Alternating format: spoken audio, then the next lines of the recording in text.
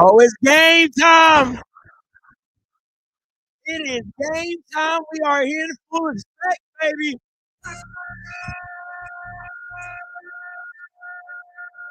It's that time.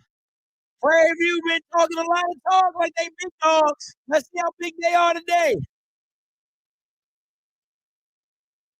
The brotherhood of coaches come together. Hey, when they compete against each other, it's all about winning, but the respect level is so awesome between these two. And again, we've been able to talk to these coaches several times, and we gonna see two great men leading two great.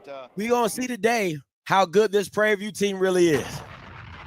We gonna see today, because I'm telling you right now, if they get their ass whooped, Lionel gonna have every excuse in the book. Oh, it was a little too sunny outside. Oh, it was a little too this outside. Oh, we didn't play our best. I don't want to hear none of that. When that boy Andrew Buddy step in the building, it's different. And SWAC football is underway on the hill. It goes out of bounds. Did they just kick this shit out of bounds? Oh, my God. Can't start the game off like that. Hey, can't lie. This SWAC TV production looks pretty damn good. So can't lie. It's pretty good. Giving your opponent a great field position. So yeah, the kicker will be talked to. They get to start at the 35-yard line. Good news for Panther fans. Yeah, Panthers come out and they will have Cam Peters at quarterback, and of course he started the year as the quarterback. All right, this is what I want to see. I want to see Cam Peters at quarterback because he's not much of a runner like Kirk is. Running the offense as the Panthers. Let's see what this defense look like. With the white pants. Oh my God, that hole was huge. And they go inside to Bingman, and Bingman picks up nice yardage on first down. Yeah, and they're tussling earlier, letting them know the physicality is going to be here today. And I think that's what you're going to see. You're going to see some incredibly physical play here. And Bingman, not the biggest guy, but boy, he runs hard. This two safety look this is going. Bama State defensively can't come out in the two safety look. If you come out in the two safety look, they don't throw the ball. You can't come out in a two safety shell when they don't throw the ball. That doesn't even make sense. You got to go one safety high, keep somebody in the box. What are we doing? To move the ball, so it's real important. Keeps your defense from being on the field too long and being tired. And again, running the ball is a physical aspect. Fourth quarter, it matters if you keep pounding on a defense. And our referee for today is Eric Blunson. He'll be in control down on the field. 1st and 10 now for Prairie View. Two receivers to the left of Cam Peters. This time he turns, gives it straight ahead again. Lots of room inside. They're not going to do anything if they keep with this two safety high look. It's going to get ran.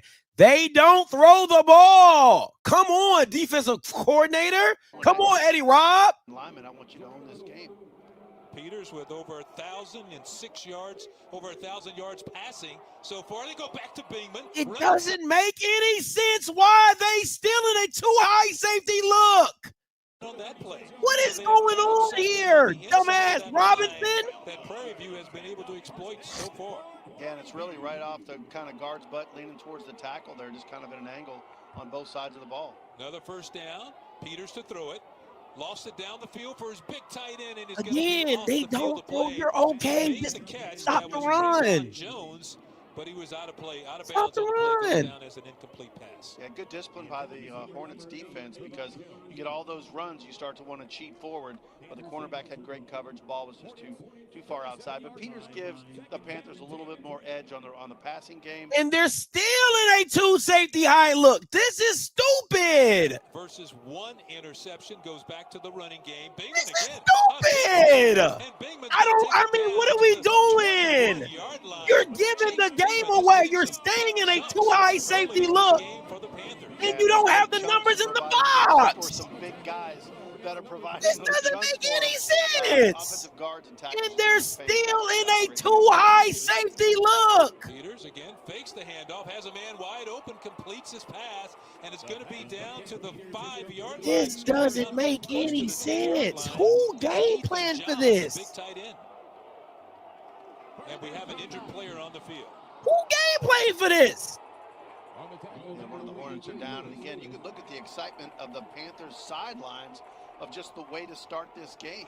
And again, coaches actually controlling them, saying, hey, you know, this is just the first drive, but look at that Panthers sideline going crazy the way to start this game. And you know, it must have been a challenge by their coach. Dietrich Jones was the injured Hornets player, but he's being helped off, and he looks like he's in good shape. How about your keys to the game, brought to you by GM? Yeah, and it's pretty simple for the defensive side of the ball. Stop body from running the football. In other words, you got to make him one-dimensional. He's so dangerous when both things get rolling.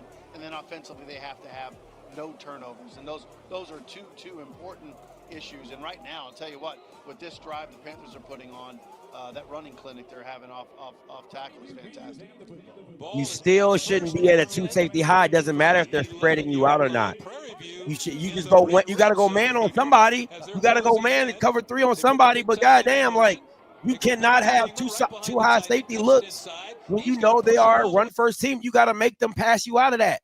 Like, come on, bro. Like, you got to take something away, and you know they want to run the ball. They are not a pass first team. I don't give a damn about no. Oh, they spread you. No. You're gonna get me out of it. I'm not gonna give it to you. Like, get me out of it. Don't come out with it. That's dumb. It's dumb. Operating quickly. Second down to go right now, and about 6 yards. You got to get somebody on the outside. Got to get somebody on the outside. This is bad defense. He's hit hard, and he's going to be brought down. You don't got nobody on the edges. So a little extra The DN playing on the inside edge. Oh, my God. This is bad, bro. For every inch. Man, I'm so impressed with this is bad. The line's doing a great job giving him a seam, but once he gets hit, he's getting an extra 2. It's great play calling by Prairie View, but this is just bad scheming by Bama State. You got your DN playing on the inside. There's nobody on the edges. Like, come on. You were giving it. You're tipping it. They pick up that first down, but it's third down. Let's call it 2 yards for a touchdown, about a yard for a first down. Turns, gives to Bingman, and Bingman's going to drive, and he's in for the touchdown. Chase Bingman, and that was all individual effort by Bingman to get that. That's horrible. That's horrible. Said he runs like a 225-pounder. That's horrible by Bama State. And did you watch the leg turn? I mean, his leg. Watch it right here. He gets the ball, and again, off tackle. That's horrible. The backside guy can't get him. And look at him. He just churns the entire time. And again, instead of trying to go straight, he kind of angles it so that defender doesn't have the power to get underneath him. Excellent job. So Aiden Webb will come on to attempt the extra point. Horrible defense. A&M, who took it down on the first drive of the ball game. That goes down as a 2-yard touchdown by Chase Bingman. They did. I need listen. This is what I'm saying. They did 2 passes in like a 12-play drive. And 10 of those was runs. And you were in a 2 safety high look for 10 of those plays. The only time they got out of the 2 safety high look was in the red zone. You're already behind the A ball because they're in the red zone. The game plan to come out with a 2 safety high look with a team that runs the ball. I mean, you didn't even shift. Like, I could get it if you start too high and you shift down really fast post snap. They literally stayed in too high and then just sat back. It doesn't make any sense when PV is a run first team. Make me throw out of it. This is dumb. Stupid. And then, I'm sorry, game just started, but that's just bad. That's just bad. Like, no, I'm not gonna be in a 2 safety high look the whole fucking first drive. That doesn't, oh my gosh. Knowing they run the ball first. It doesn't make any sense. None whatsoever. So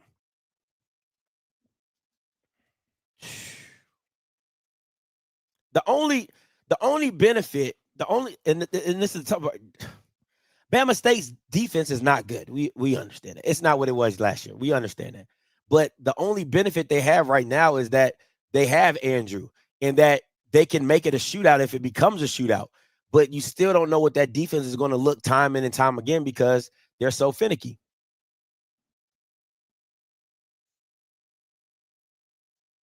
Oh my God, this ESPN broadcast is so bad.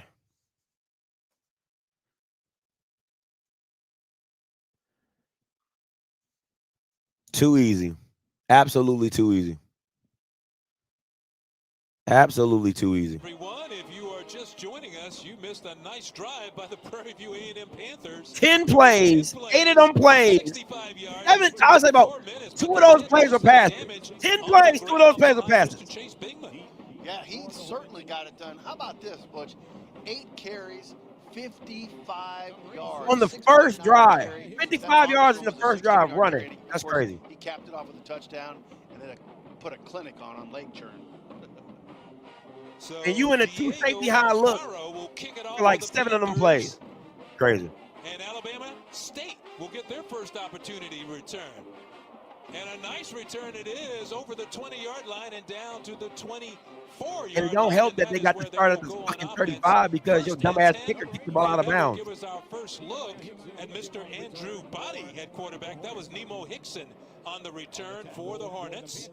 Andrew Body, what can we say about him that hasn't been said? 6'1", 206. Just had an outstanding season so far. Look at the numbers from last week. 304 yards passing, 19 of 24. Let's see what this defense, Prairie View defense, look like. With 0 interceptions. And he takes care of the ball and is electric. That's just the best of all worlds for your offense. That is the key, and he was named the SWAC Offensive Player of the Week for that performance. So 1st and 10 for the Hornets, and they go to the run. And trying to make it to the outside there is Marcus Harris, but he loses his footing and he's going to be knocked down near the line of scrimmage. How about the keys to the game now, brought to you by GM? Yeah, slow down the running attack of Prairie View A&M. That's unchecked because they certainly didn't do that. And then Body must keep the Hornets offense rolling. In other words, he's just got to be patient, I think. If he tries to do too much too early, it's going to rock the boat on the offense. So they got to be patient, and he's got to let it come to him. Yeah, Andrew Body, when you look at his numbers, they're staggering. The job he's done so far as he puts a man in motion, that is Harold, and he comes back. This time he's going to keep it. Body has some room, picks up a block downfield. Andrew Body's out of bounds after a gain of about 15 yards and a first down for the Hornets from Alabama State. First down. Dangerous element to Andrew Body. Yeah, and again, first down. Look, watch his teamwork. Right there, the running back comes in, he becomes the blocker, and then sets him up for another 10 yards. He's not even touched till he hits the out of bounds.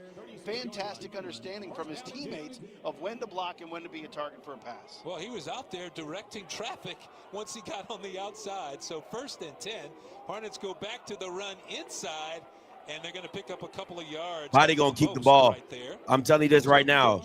Body's going to have a big day running the ball because they're not keying on him. They're just keying on stopping the running backs. They're going to let Andrew Body run this thing. Andrew's going to have a big day running the ball if he keeps it. Number 2, taking it inside for a gain of close to 3 yards. And again, they've got to respect the run, but they've got to make sure someone's there for Body. If he doesn't, yeah, they're not keying on Andrew. I'm telling you, this is going to get ugly. This is going to get ugly if I'm telling you, if they don't key Andrew, it's going to get ugly for him. 2nd and about 7. They go back to the run. Hostclaw with a big hole, and he has a first down. You said what you say? You were saying something. Said I couldn't hear you after another first down. I couldn't hear you after another first down. They drive him 4 or 5 yards out. First down. Come on now, run is dead. That's big time blocking there. They 1st and 10 now for the Hornets. They go back to Jamari Hostclaw, and he's going to have a big game on first down. Getting ready for another. Hey, I gotta get my coaching on, Jack. Now I gotta get my coaching on. Who are NFL prospect? In fact, the scouts. Veer right, 32 keep. Veer right, 32 keep. 2nd down now. Body to throw it. Veer right, 32 keep. Tucks it, caught, and Body's going to be dropped. Trevor Randall, and he takes the football away. What an incredible play. The ball will go over to Prairie View A&M. Trevor Randall making a game-changing play right there. Yeah, Body. Are you kidding me? Very end, and then the what Panthers is right that? there to pick it up. Watch what is that? On the tackle as he's getting ready to fall. What is that? What is that, Andrew? Panthers are right there to recover. Sterling Roberts is right there to You're get doing in too the air. much. Doesn't even touch the ground. Watch this. Boom. Flies up. And there's Roberts. And again, he's coming to be an assistant on the tackle. Ah! That's one of the things Coach Tremaine Jackson told us he would try to do. He said, Body is so dangerous running the football, we're going to try to spy him. And he mentioned Trevor Randall would be one of the spies, and that time he had him, and he did not let him escape. Yeah, and it is so you have to have an athletic, fast guy that can really Oh, close nice on throw. the ball to be able to do that. And you watched how that defense closed on that ball. Randall did a great job of making that happen. So Gotta get a stop right here. At the 47-yard I line, don't maybe like the this safety. 48-yard line. Peters turns and gives it to Lamaje McDowell, and McDowell banging his way for about 3 yards. I don't like this safety. Yards, but again, Panthers. Oh, that was nothing about your defense, Ed. That is Andrew being loose with the ball. Both teams right now, they are doing a Get out of here, fantastic Brody. job putting a hat on a hat and then driving. So Cam Peters with two receivers to his right. Andrew gave you that. He has And they're still with this two safety high look. Throws underneath to his big tight end. Great job hurdling the would-be tackler is number 8, Trayvon Jones, showing off his athletic ability there, and it's another first down for the Panthers. But look at the pace of play, how they continue to get to the line quickly and really not giving Alabama State much of an opportunity to set up. Yeah, what's important, too, they're not transitioning players, so they don't have to wait. So 1st and 10. Peters again throws behind the line. That might be a live ball. Let's see. No, it goes down as an incomplete pass. He threw that back to Jones again. It goes down as an incomplete pass. Yeah, that was close for sure, but they've knocked that as an incomplete pass. But it was close, Butch. But what I like what they're doing with the offensive line is really moving side to side. Looks like a run play, and it was a pass all the way. You saw Tremaine Jackson there on the sideline. He's gotten his team off to a really fast start in this one. Yeah, the intensity on the Panthers sidelines is incredible, and you can just tell they're tuned up and ready for this one. 2nd and 10 to go now. They go back inside to McDowell. McDowell tried to bounce it outside, and the Hornets were waiting for him right there. Thank you. Hold your blocks. That's all you got to do. Hold your blocks. Hold your block. That's all you got to do. Hold the block up. Don't let them wash you. Hold the block up. You good. You hold the block up. You good. You're straight. This should be 3rd down. This should be 3rd down. Now you want to go a safety over the top. Don't give them the easy slant. Don't give them the easy slant. So this is after the turnover. The Andrew Body fumble, which allowed Prairie View to get the ball near midfield. Peters puts a man in motion. This time Peters is going to keep it. Has some room inside. He's short. He's short. He's short. He's short. Picked up that first down. He was barely tripped up as he broke through the middle there, and he's going to be a couple of yards shy of that first down. We'll see where they mark it exactly. But that's a good play call. That's a damn good play call. Coach Tremaine Jackson is going to go for it on 4th down. It's 4th and 3 to pick up that first down. As I said, you got to play the slot. Come down here and play the slot. Nobody's on the slot guy. Big play in the game. Peters on 4th down, under pressure, lost it high, has his man caught at the 20-yard line. Rodney Ojo pulled it in, and the Panthers convert on 4th down. Nobody was guarding the slot guy. The defender, he was covered, and he threw him open. Peters threw him open, so he was able to get away from the defender and make the great catch. But that was Peters throwing his receiver open. Watch the run right here. Watch the run right here. Panthers. You're right, Peters very calm under the pressure there, knew what he had. Puts his running back in motion. Looking down the sideline, has Ojo, and it's a touchdown for the Panthers. This defense is bad. With the catch, and boy, that was all Cam Peters that time on that drive. You saw his ability. He's the Jesus Christ, this defense is bad. He and Tevin Carter, and he showed off a little bit of it on that drive. Absolutely beautiful pass. And this defense is bad. They got these Bamas with their head cut off. Jesus Christ. It's a long game. It's a long game. The defense of the Hornets tend to just lost him there. I don't know how they lost him. That was a 19-yard TD pass that time from Cam Peters to Rodney Ojo. The extra point attempt is good, even though the kicker slipped. He lost his footing. He went down. That was Aiden Webb. But how about that pass from Peters to Ojo? And the Panthers are up 14-0.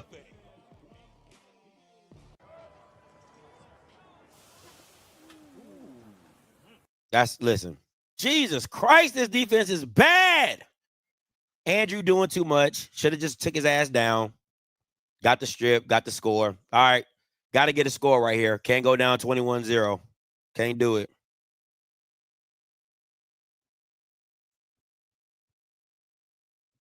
Listen, I'm not going to lie to you.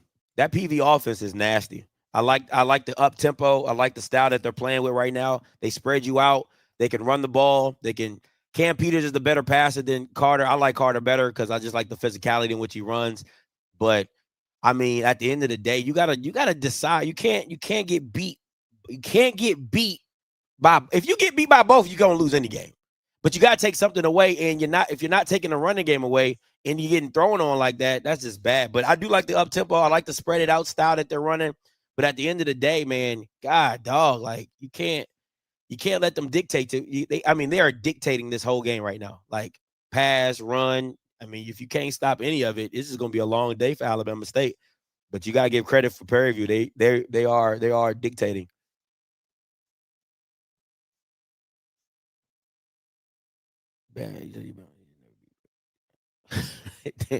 We'll see how this game continues to go on. All right, great first quarter. Oh, we'll stand on that shit. He's never beat Prairie View. We'll see.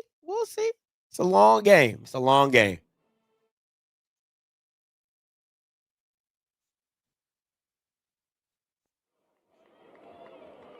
It's a long game. 5:31 to go here in the first quarter, and Prairie View A&M leading Alabama State 14-0. That last scoring drive, 7 plays, 52 yards. It took 2 minutes and 46 seconds after the Andrew Body fumble, and it was a TD pass from Peters to Ojo. Yeah, and Peters showed why he's starting right now, and it's that arm of his accuracy. And you pointed it out during the play. He was very calm in the pocket on one of those big fourth down play. He was getting pressure in the face, which is the hardest to throw against, and he calmly threw it over the middle and threw his receiver open. And how about Coach Tremaine Jackson rolling the dice on fourth down, converting for the fourth down play, getting the first down, and that led. No, this is a big drive right here. Down, as you saw the fair catch made for right there by Hickson in the end zone. So Alabama State will go back on offense again. But again, let's give Tremaine Jackson some credit. He decided early on we're going to go for it on fourth down, converted for the first down, and then got the touchdown on the next play. Yeah, I think a lot of that was field position too. You know, probably a little long for the field goal. Wasn't going to punt it. He knew on that third down, which I thought was important, was big drive right here. Big drive right here. Let's go. Big drive right here. That he had that gives us a better opportunity for that fourth down play. So great job by the Panthers, and now the Hornets were having success on their offense too. So let's see if they stick with the run or they get antsy.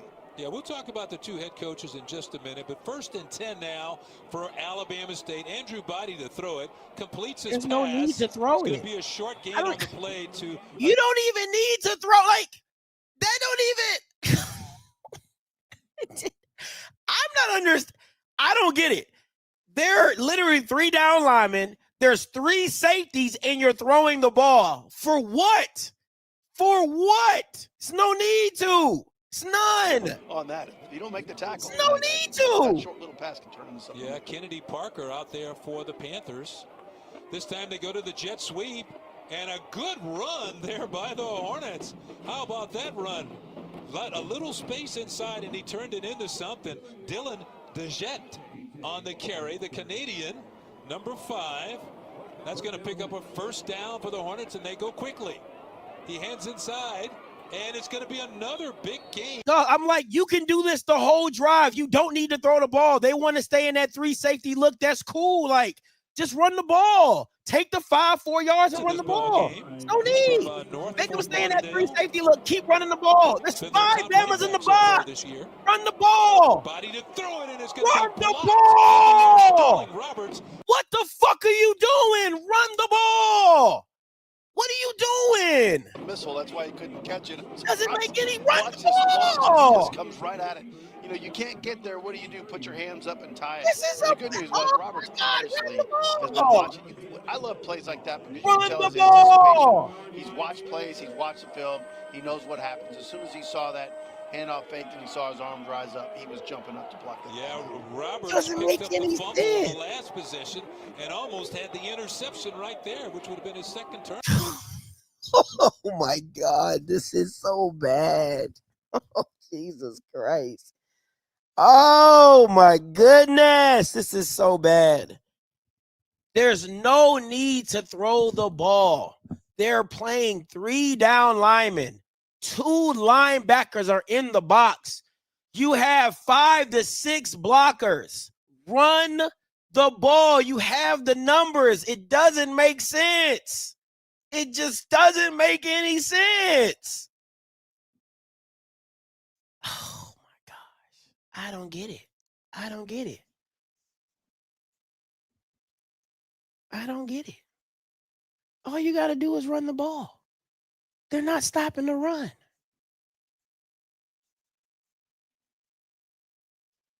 I don't get it. A team, I gotta get this straight. I gotta get this straight. A team that wants to run the ball is getting a light box and they're not running the ball. I'm gonna say that again. A team that wants to run the ball is getting a light box and they don't run the ball is asinine to me. Is absolutely asinine to me.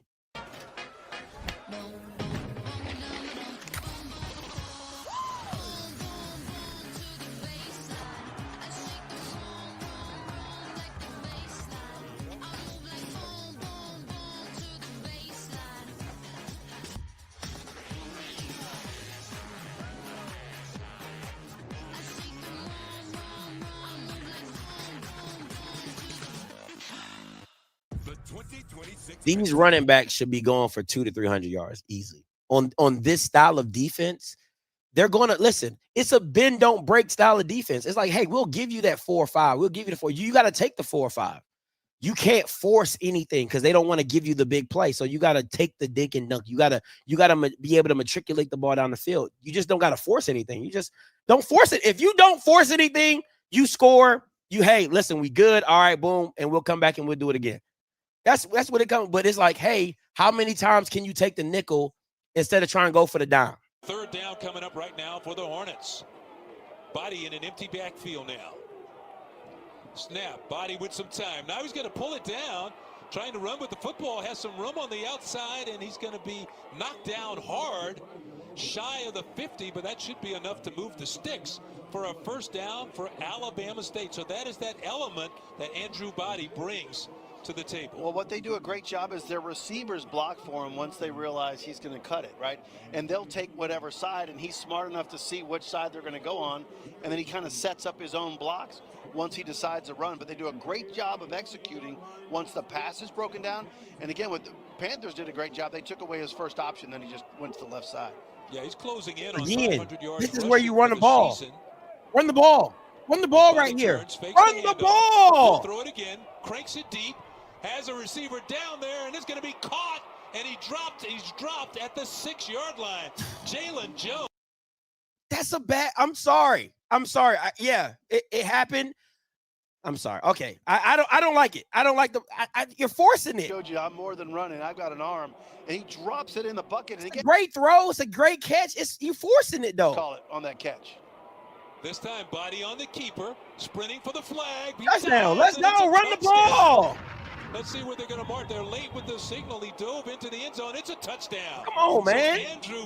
I'm gonna keep it buck with you. I don't like the call. Right? I don't like the call. It's a great shot, great throw, great catch. I don't like the call because again, you're forcing it. That's a force. That was a force. Great play. Listen, because people will be like, oh, Scott, if it was, because you know how people can be hindsight, like if he throws it, it's an intercept. I'm telling you, it's a bad call. I'm keeping it buck with you. It was a great result and something great happened off of it, but that is a forced play. When they're giving you the running game, they're giving it to you. Take it. They're literally giving you 5 yards a carry. These running backs can average 5 yards a carry and they won't even think nothing of it, right? I'm not going to be in a situation to where I'm going to keep it a buck with you.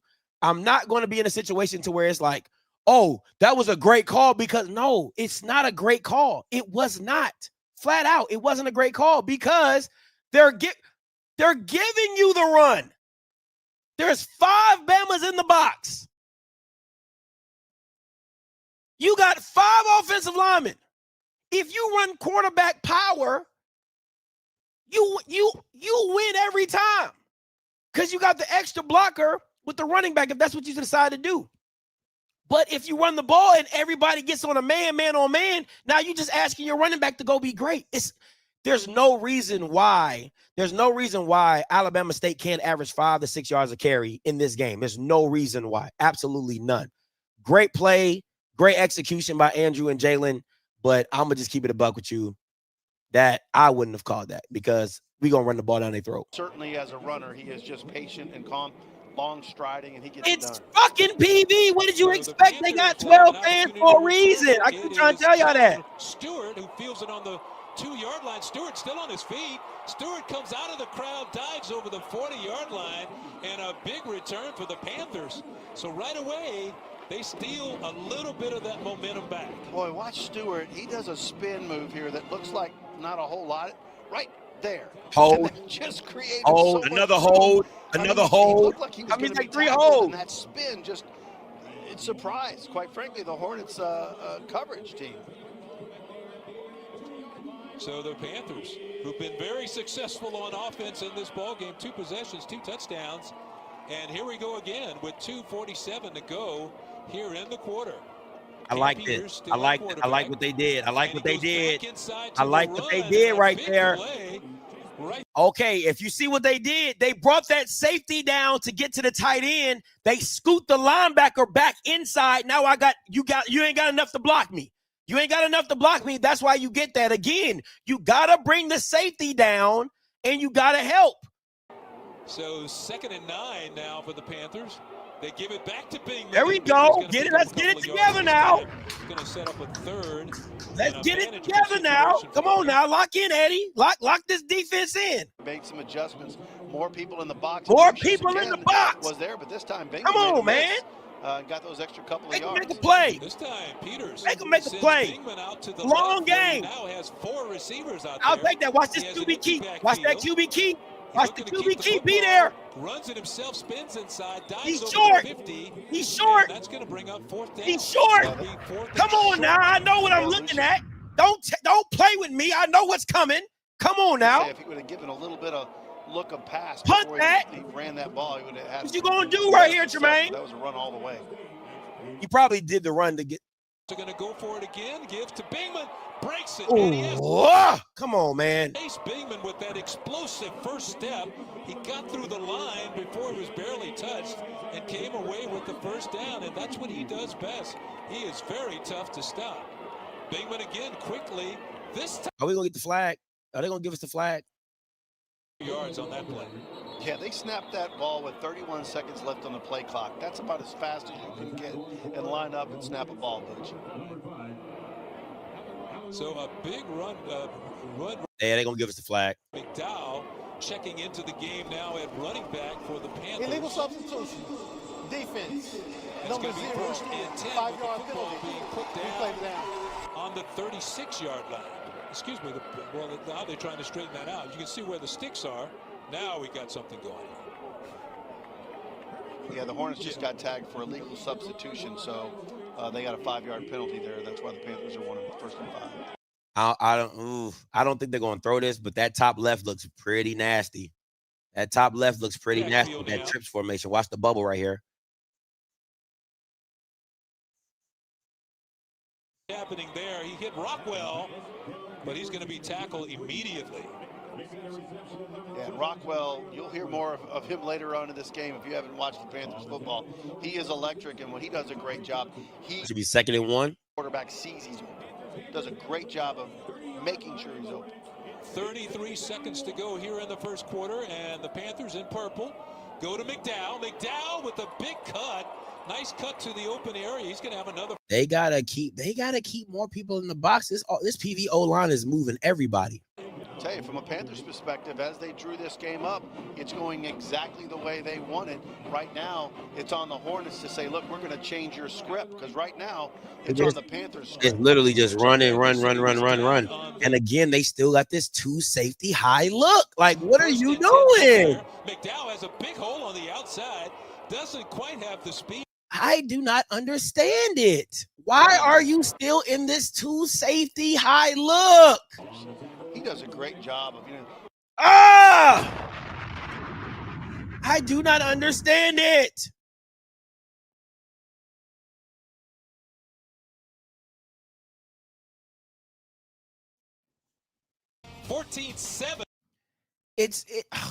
This is so frustrating. I love listen. So I love the PV fourth down call, right? So you go quarterback keep, you make it 4th and 1. It's essentially telling you, like, we feel like we're better in the short yardage situation. Anything probably less than 2, anything 2 and less, Prairie View's like, we're better than you. Like, that's really what they're saying. They just saying we're better than you. We don't think you're good enough to stop us on 2 yards or less. I don't know if they'll go for 3 yards or less as a run. It'd probably be a pass, but 2 yards or less, they're running the ball. They're gonna be like, yo, you're not good enough to stop us running the ball, which is fine. Like, if that's the game plan, that's the game plan. It's no different than what I'll tell Dell State. I'll tell Dell State the same thing. If you're a dominant run program and you feel like you can't get 2 yards, then you shouldn't be running the ball. The issue that I have with Alabama State is at some point in time, you are just going to have to bring a safety down in the box. And the fact that they're not doing it is asinine to me. It's the same thing I would say with Prairie View with Alabama State, but the other side of Alabama State is they don't want to run the ball.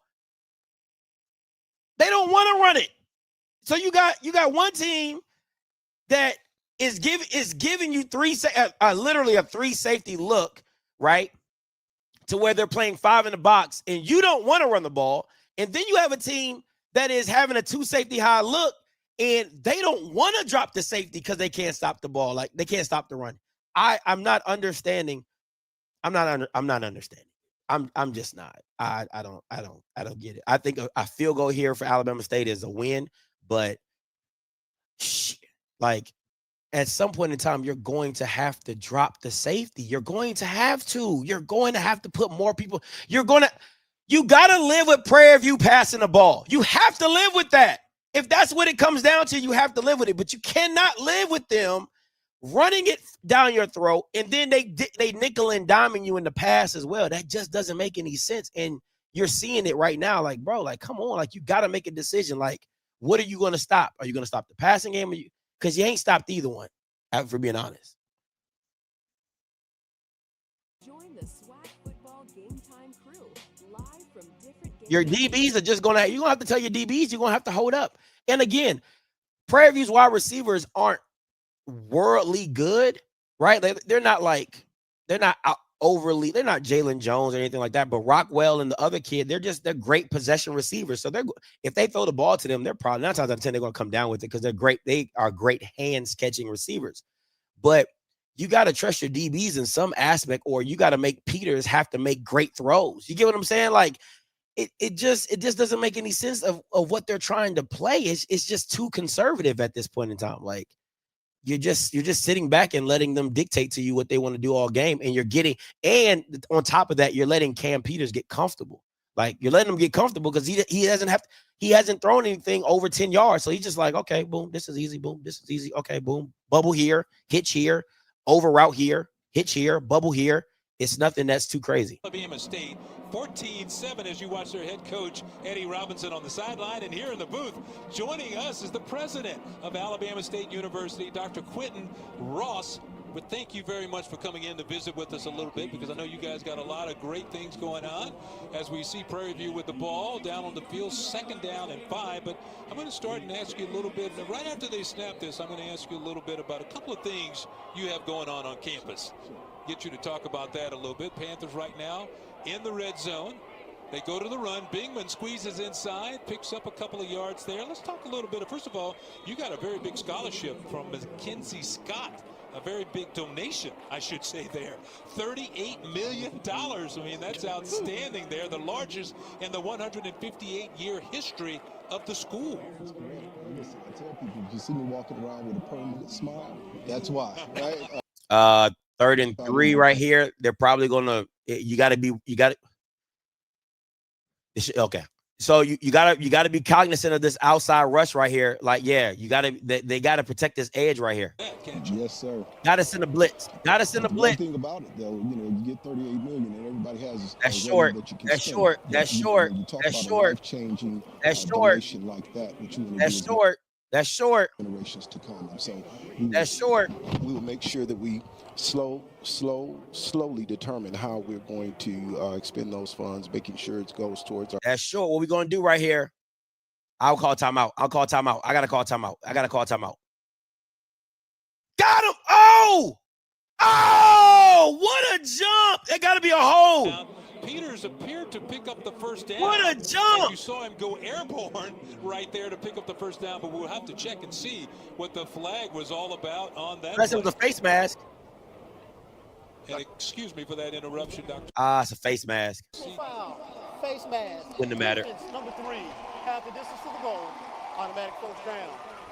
So you see our referee, Eric Blunson, right there with the call of face mask. That's going to be an automatic first down after the penalty right there for the Panthers. So that will move the football inside the 5 and set up a 1st and goal situation for Prairie View A&M.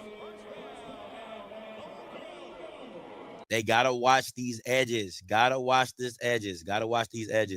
Football, and this time they're setting it up again. They send 4 wideouts to the left of Cam Peters. Peters from the empty backfield fires for the end zone, back shoulder, and it's high. It's an incomplete pass. Can I just say this? I love what Prairie View just did. Right? Okay, we sub in a package, and we're close. We shift out. You don't have enough personnel for the package that we got in the shift. That's why you saw him trying to ask for the one guy to come out. Because if he goes to the wide side of the field, they don't have enough people in that package to block. Great play call by Prairie View. That's some manipulation right campus. There. So all things are going well. It's a great time to be a Hornet, and we're excited about all things that are happening. Let's go! Come on, baby! Let's go! That's how you gotta attack it. Blitz downhill. Come on! Dropped in the backfield. What a big play, Jaleel Lenore, who was the co-conference defensive player of the week, coming up with a nice play. Yeah, I'll tell you what. I mean, Peters got away from one, couldn't get away from another. Peters. All right, watch the drag right here. Watch these drags.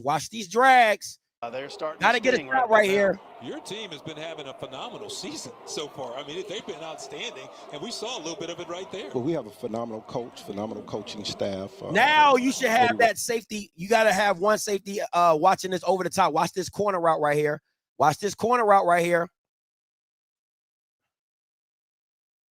Did he build? And that's what's happening. Peters fires into the end zone. It's a touchdown to Andre Dennis.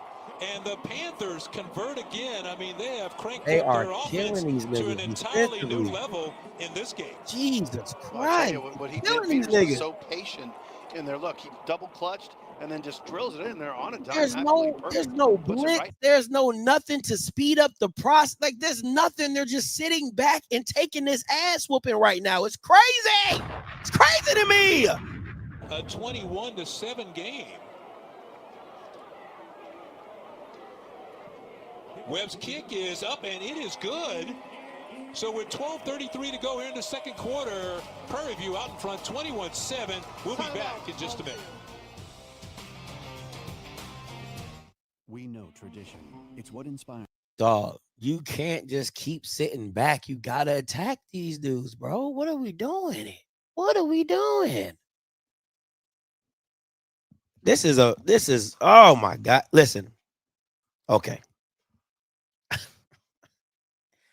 I'm going to go here. I got to go here, right?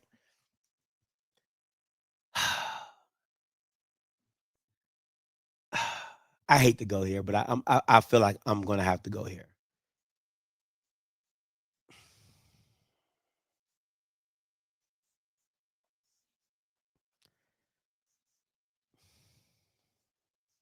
My issue is like,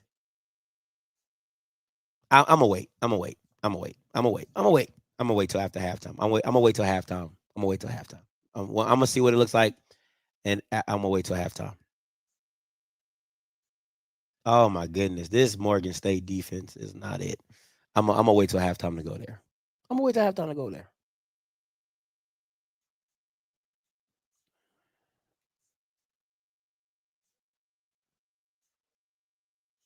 No, it's not that. It's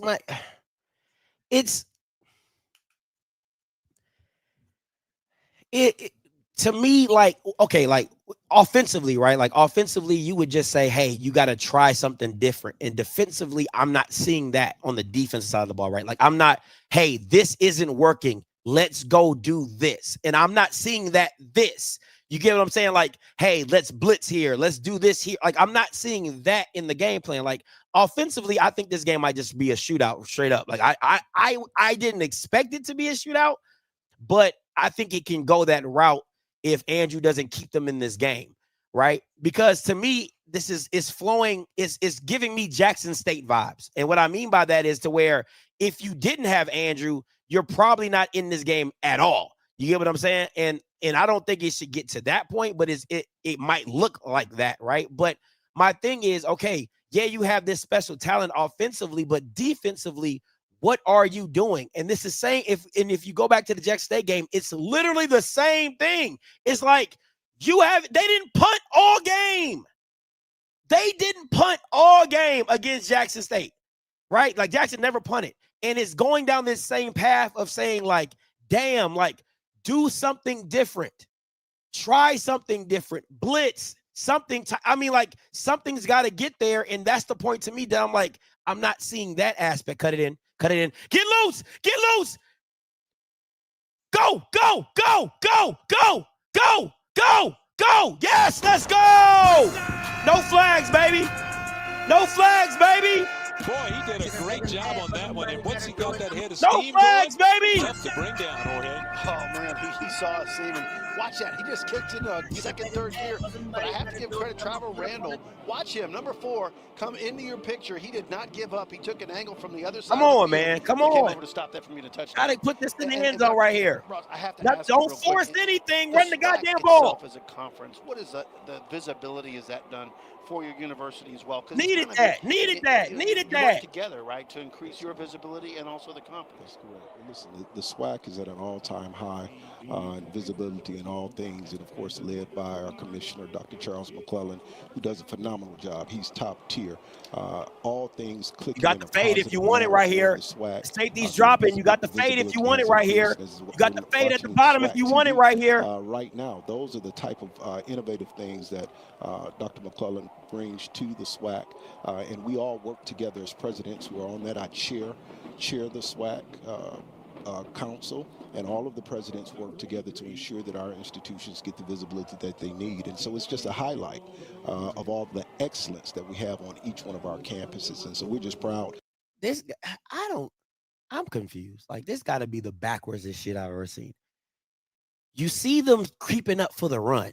You got the one-on-one with the safety on the right-hand side to the boundary. That's what you want. You want the boundary fade, and they don't throw it. You got the boundary fade again. You got the boundary fade again. You got to throw this. You got to throw this.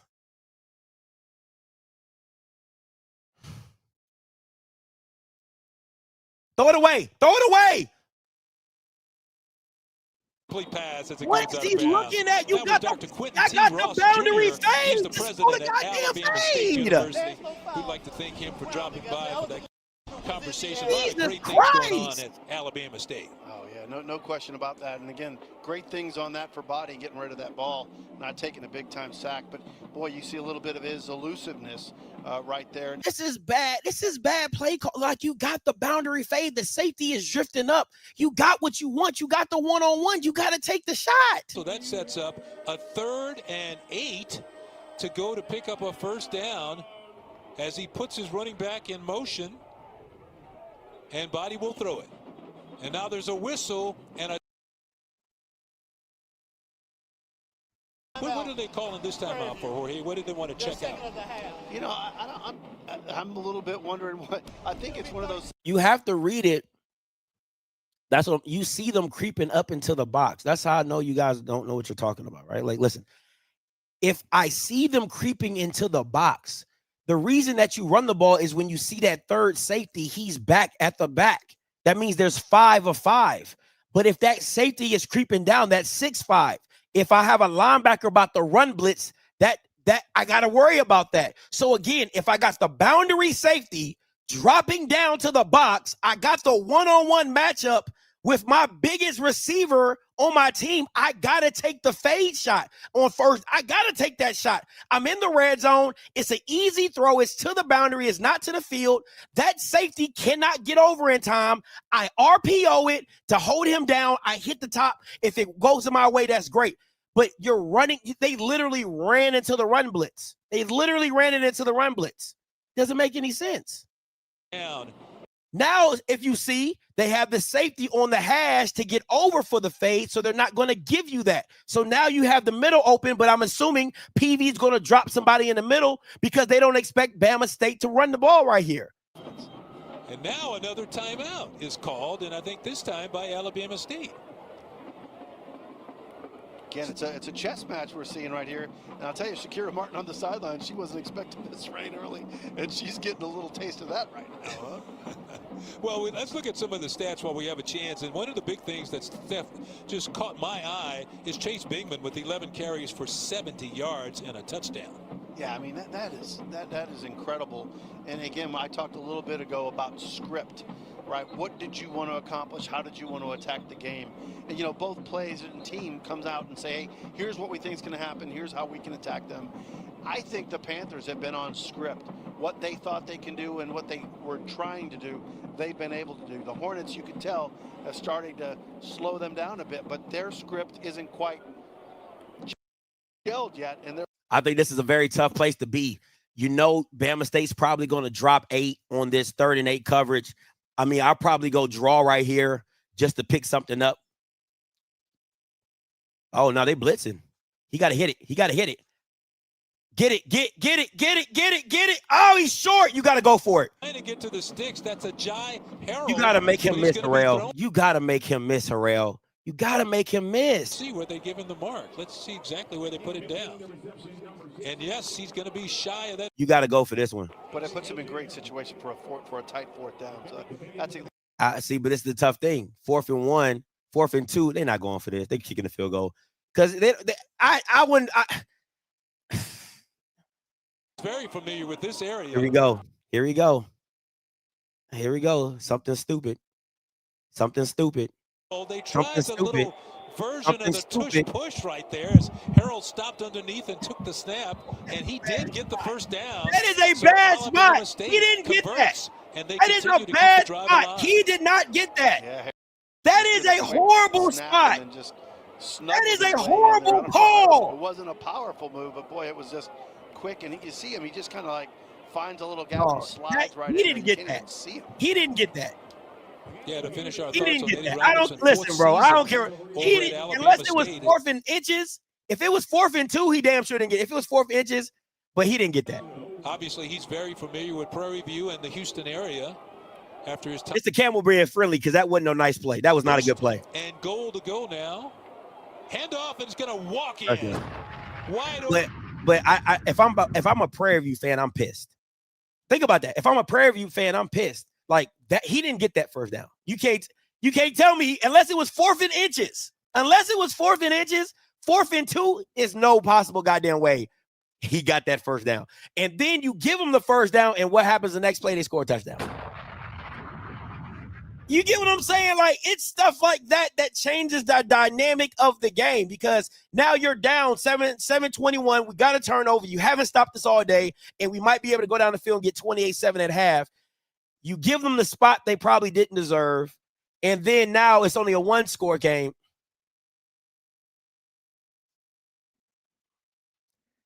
Boy,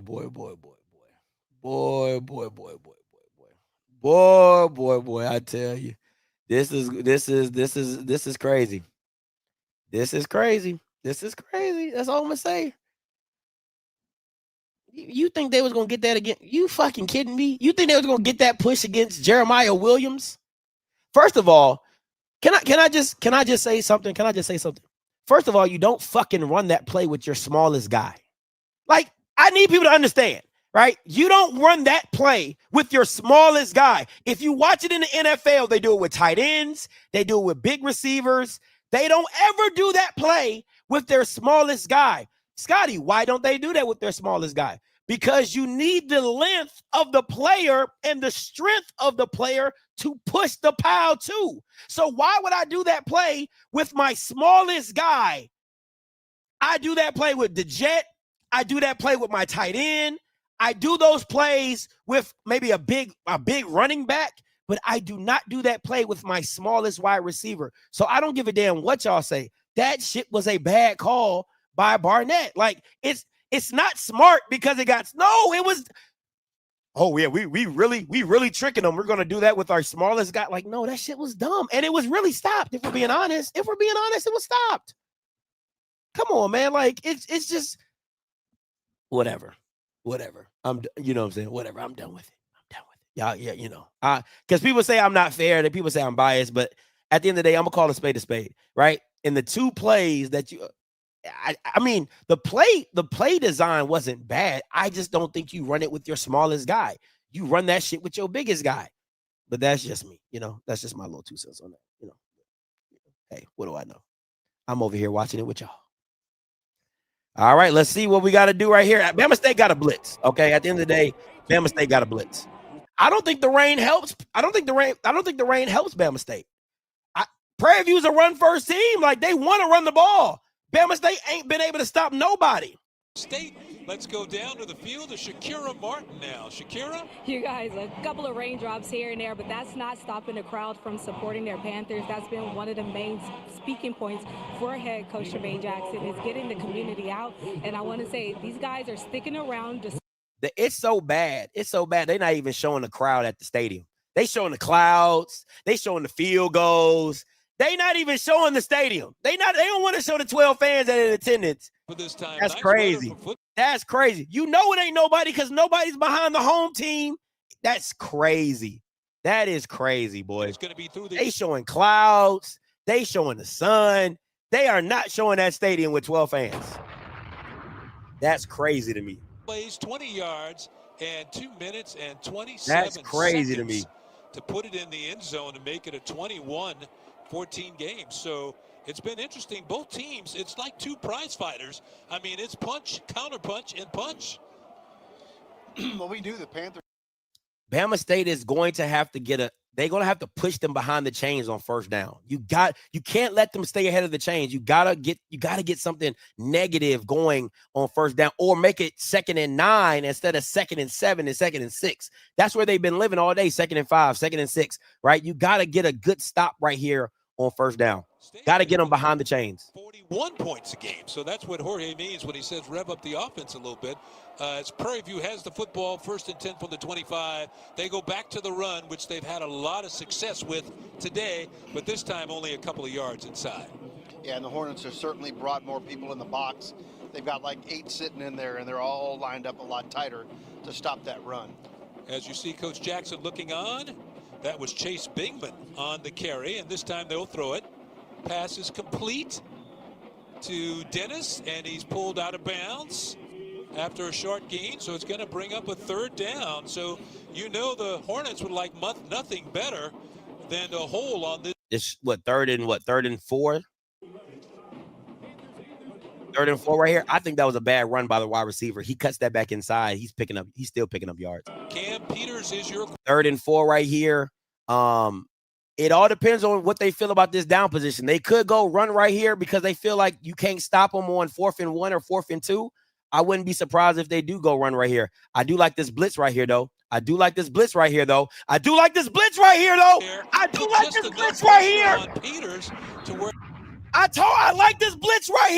Good job. Great call. That's a great call. That is a great call. Great blitz. Screenplay. They sniffed it out. Great call. They had no one back. Everyone was forward. Love it. You know, I Punt think that home. when they look at that again, Punt that. we should have just Now it's the popped someone game. deep and at least given it a shot. Now it's the game. Punt Good that. job by the Hornets. Not only were they in the right defense, but they swung quick. Well, they came with the blitz, and they put the pressure on him. Like you said, it came with the blitz, but they also had coverage on this potential screenplay. Yeah, well, they were all over it. So Adam Atwell, I love all the shifting by PV. Can I say that? I love all this shifting and stuff by PV. That's just great coaching. That's seeing if your guys are prepared. That is PV seeing if your guys are prepared. Around near the I love it. 40-yard line. Like, I know people won't talk about that. But it's the little things. And I know some coaches are watching this stream right here, right now. But because a lot of people say, why are they doing that? It's to see if your team is prepared. It's to see if your team is prepared. Can they communicate? Can they talk? Are they able to make quick adjustments? That's why you see the up tempo. That's why you see all the little things like that, where they're out here and out wide and shifting in, and they're inside and then shifting out. All those little things matter.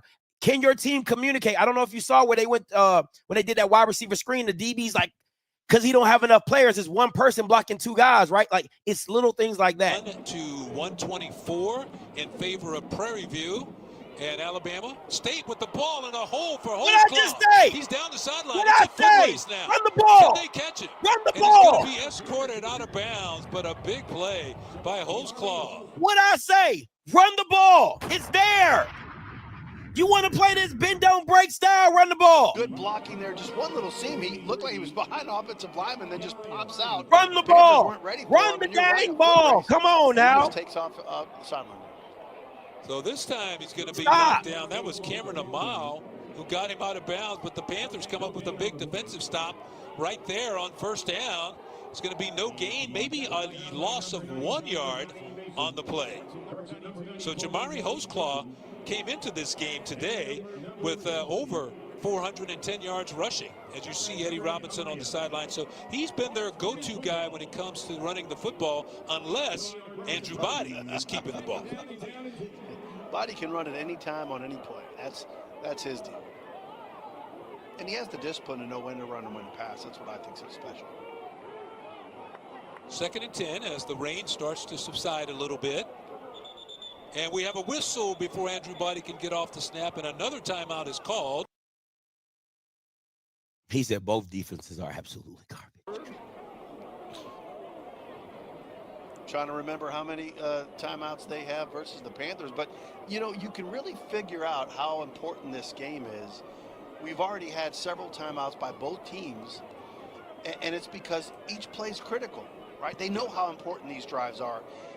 I always look at it as you can't give a drive away, right? They can't afford to give a drive away. This play means a lot. Let's not run the wrong play and have something bad happen. Let's make sure we're all on the same page. Well, we're going to take a break now. Here we go. This is a huge drive for Bama State right here. I know what people are saying. I know what people are feeling or whatever. I'm not happy with 3 points. The reason I'll tell you why I'm not. So Scotty, why won't you be happy with 3 points? The reason I'm not happy with 3 points because the only reason PV is up in this game is because Andrew fumbled the ball and gave him that extra possession, right? So again, you gotta nullify that fumble with getting a touchdown right here, making the game 0-0. And hey, listen, it's an even kill game. We back on square root, right? Like we back on square. So that's where I'm at with that. That's why, to me, if you get 3 right here, I would not be happy. I'm not happy. Points is points. You got to take points with points, but I wouldn't be happy because you're playing behind. You're playing with a possession behind. You get what I'm saying? So especially when you get the ball at half. Bama State gets the ball at half, right? So you go in, touchdown right here. It's 21-21. You tie it up. You know what I'm saying? Even if it's 17-21, but you still give BP.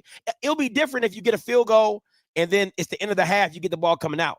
I would prefer you getting a touchdown right here, tying it up, equaling it out, and then, hey, all right, it's 0-0. Let's play this game now. It's 0-0. Let's play the game. So that's where I'm at with that. So just saying that. Hey, Miss Campbell. That's against the wrong team.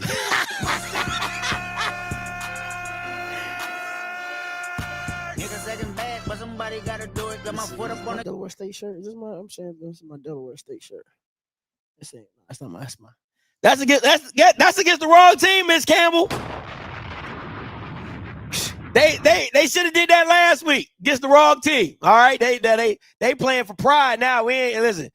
They playing for pride.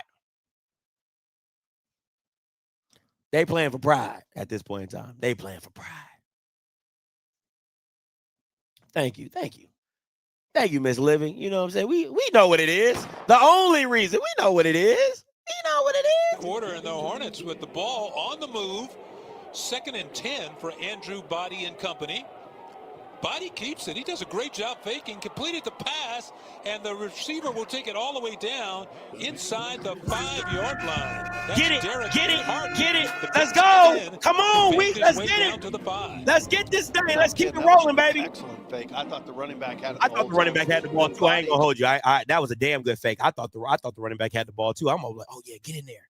Pops it for a nice little pass and Andrew got to make. I know I'm being nitpicky. If he gets that pass up, the guy can turn and see quicker. It was a little too low. You know what I'm saying? I got a point to make, but let's see this play here and see whether or not Andrew Body can get this in the end zone and tie the ball game at 21. Puts Harrell in motion. Comes back, gives inside, and is going to be taken down to about the 4-yard line on the run. So the Hornets have stayed patient in this game. That's Hostclaw on the carry. But you got to think TSU, the Texas Southern Tigers right down the road, may feel a little bit like they missed out on it. It was just unfortunate. The whole time Andrew Body was at Texas Southern, he was injured and didn't really have an opportunity to do some of the great things he's doing at Alabama State. Oh yeah, no, I'm sure they're happy for him individually, but as a team, they wish they had him around for sure. 2nd and goal to go now for the Hornets. Body on the keeper. Nice cut inside, and Body extends the football, and it's a touchdown. Body, what a great run. What an effort. Good job finding the hole and then reaching out and What extending effort. the football over the goal line. What effort. That's great effort, young man. Just so much right here. That's great Again, looks effort, like young it's supposed to be a man. fake. He just went ahead and just took it. And watch his drive right there. He stretches out. Ooh. Well, he lands with the ball on it and is in control of it. It looks like his hand, he is hurt. I saw him kind of grabbing that hand as he walked off. Yeah, he may have been injured on that play. As you saw him run into the tent there, they're going to have the medical staff take a look at Andrew Body as the extra point comes on, and it is good. So we have a 21-21 game with 5:50 to go, but right now the concern on... That was a fumble. That was a fumble.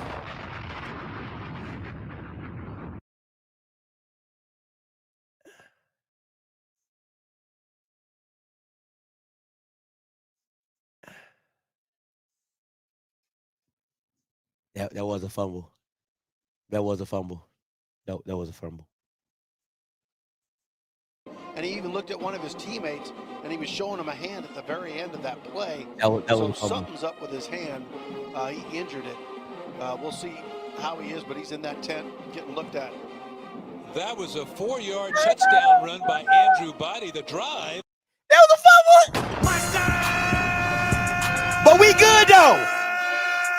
Niggas acting bad, but somebody gotta do it. Got my foot up on it. We good though. Ain't you know what I'm saying? I ain't worried about it. No, we don't need no review, Zay. We don't need no review. What's the review? We don't need no review. Come on, man. 0-0, baby. It's body time. The guy just gets it done. So Brandon Gilliam with the kick. It's going to be down at about the 5, and it's fielded by the Panthers, and it's Stewart on the return, and Stewart gets it up near. You know what I'm saying? You know what time it is? You know what time it is? How Dave is Dave? It's body time. His body, he broke his finger. Oh, come on. Hey, dog, what do you mean he broke his finger? Nobody stepped on it. Nobody hit it. Nobody, broke his finger? I don't think so. It's been pretty steady there. Yeah, let's pick back up. But again, the way these teams are running, I don't think they mind. Both teams. It might be on his throwing hand, though, Zay. That's the only thing you got to worry about. If it's his throwing hand, is how he grips the ball. So trying to figure that out on how he grips the ball. 39 left in the second quarter. Now we're all tied up. Panthers, how do they answer? They've done really good answering and dictating this game so far. Now what will they do now tied up? Second. Here we go. Bama So State. We need Cam one more Peters, stop, baby. They had a 14-0 lead at one point, and now they go back to the running game. That is Chase Bingman. And Bingman We done woke up. is going to pick up a short game, but let's check out what happened to Andrew Body on that last play. He's showing his hand right there, and he shows Harris the injury there. So apparently he did something to his hand when he extended the football. Yeah, that's what I was talking about. I saw that when it was live in action, and I couldn't see it that crash, but he's certainly holding that right hand, turning it into a fist. So that was not what something Alabama State expected. So we hope he's okay, and I'm sure the Hornets do also. You never want to see a competitor have to leave the game in a situation like that, as we do have a flag down on the field. I'm trying to think. If you're holding your hand like this, what could that possibly mean? It could be his wrist. You know what I'm saying? It could be his wrist, maybe something like that. But if you're holding it like this, he wasn't. He was holding it like this, so maybe it could be his wrist. So second down now, minus the 5-yard penalty. Call it 2nd and 15. Peters with some time cranks it deep. He goes too deep, and it's intercepted. Let's go! Take it back! Take it back! Cut out! Yes, sir! Cut it! Trying to make it happen, and he's knocked Let's down go! at about the 39-yard line. So the first What was that, turnover of the game Sam? What for the you talking about, Hornets is an Sam? intercepted pass. Who's throwing picks out here, baby? One of those Huh? in the game, you just can't turn the Who's ball throwing over. picks out here, Stan? He just kind of knew what he was Don't going miss it in to the do, chat, no matter what nigga. happened on that play, and threw into I feel like triple you gotta coverage, miss so right whether it now. was What high, you say, low, nigga? Don't go miss it in the side to chat. side, pretty much it was Don't covered. go miss it. Just an ill-advised throw, and the Hornets are now set up to Don't go on miss top it, sir. in great field position with the 39-yard line, 450 in the second. Don't go Yeah, miss for it. DeAndre Morris, that is his second interception on the year. The 6-foot, 185-pound senior, a transfer from Kenneth. There ain't no Andrew coming back. Oh, hell. Here we go. Let's figure it out. We're going to have to figure it out, Bama State. We're going to have to figure it out, Bama State. We're going to have to fucking figure it out. It would be number 8. That is Tayshawn Smoot, who's in at quarterback, the 6'1", 180-pound redshirt freshman. Oh, shit. Of course, he's a transfer from Jacksonville State. And this is a situation he wasn't prepared for today. So he has to come in, and he's got a lot man. Here we go. Jesus fucking Christ. to replace Andrew Body in the rain. Tayshawn Smoot. And he hands it inside. No, he keeps it. Nice fake. On the read, pulls it out. It's going to pick up about 5 yards on the play. Yeah, you think the Panthers would kind of... I think he should have handed that one off. I really think he should have handed that one off. But obviously, like you said, probably wasn't prepared to come out here and think that he would have a chance to play. But they gave him... They gotta capitalize on this turnover, man. Gotta capitalize on the turnover. It's going to bring up third down for Tayshawn Smoot.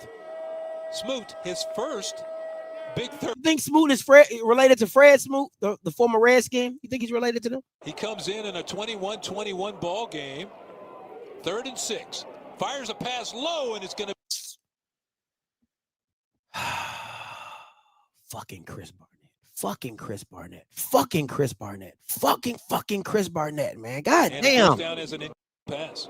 And again, the difference in a game like this is, with if Body were in there, they'd probably be going for it on 4th down, this field position where it's at. Now they're going to just punt and try to pin them deep. And again, whatever's going on with Body, they're working on it quick, trying to get that hand ready to get him back out there. But for the Panthers, they don't allow a score on that turnover. Harrison Tuck will come on to punt the football away. He's averaging 42.6 yards a kick. And it goes high, and he's trying to get it down inside the 10. And let's see, now they're going to say it went out of bounds. So that's not going to end up being a good kick. It's going to be out of bounds at around the 17-yard line. Yeah, it's funny. It actually hit on the sideline and bounced back in. If it would have just been inside, it would have had some good bounces actually moving in towards the 10-yard line. Yeah, he's probably a foot away from having an excellent punt right there. Exactly. Game of inches. Yeah, Panthers really have to get. Oh my gosh, man. This game would have been fucking over if Andrew was in the game, man. Oh, it's always something. 3:20 left in the second. Long drive, ending on a touchdown. So if you're just joining us with 3:20 to go here in the second quarter, we have a 21-21 game. And as Jorge said, it was 14-0 Prairie View, but Alabama State has come storming back. Peters trying to keep the football, gets around the outside. He's going to pick up about 4 yards before he is written out of bounds over there on the far sideline. Peters shows his physicality as a runner right there. The thing that he doesn't do. Man, I need you. You know what? I'm about to set y'all bitch ass up. You know what I'm saying? Like, for real. I'm sick of y'all niggas, right? Because when the shit happens to y'all get in my chat talking about some, oh man, if we would have had Jacoby and Morgan, we would have beat them niggas by 20. We would have blew them niggas out. And then y'all be bitching and moaning. Set your bitch ass up. Set all y'all bitch asses up. Y'all be killing me with that. I say that shit every week.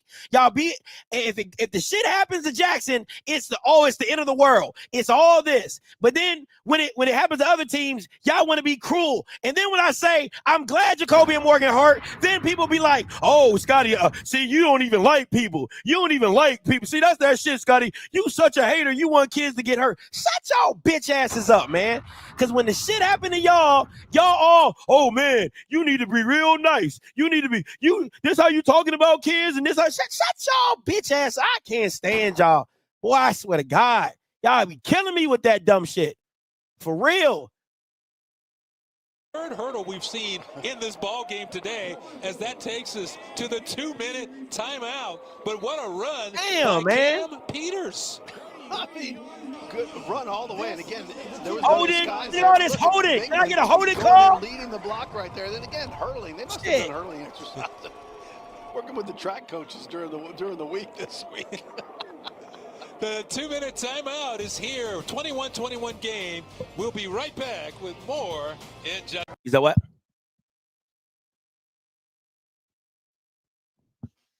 Team.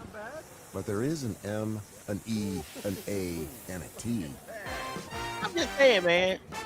Y'all Bama's be killing me with that stuff, man. For real. That just kills me. Bama's be out here talking about some, oh, next man. Like they weren't just last week saying, oh my God, we really would have won that game. That game wasn't even close. Grambling not even on our level. You know, you see the difference. First of all, can we just go back and everybody knows what that game against Jackson State would have looked like if Andrew's not in the game.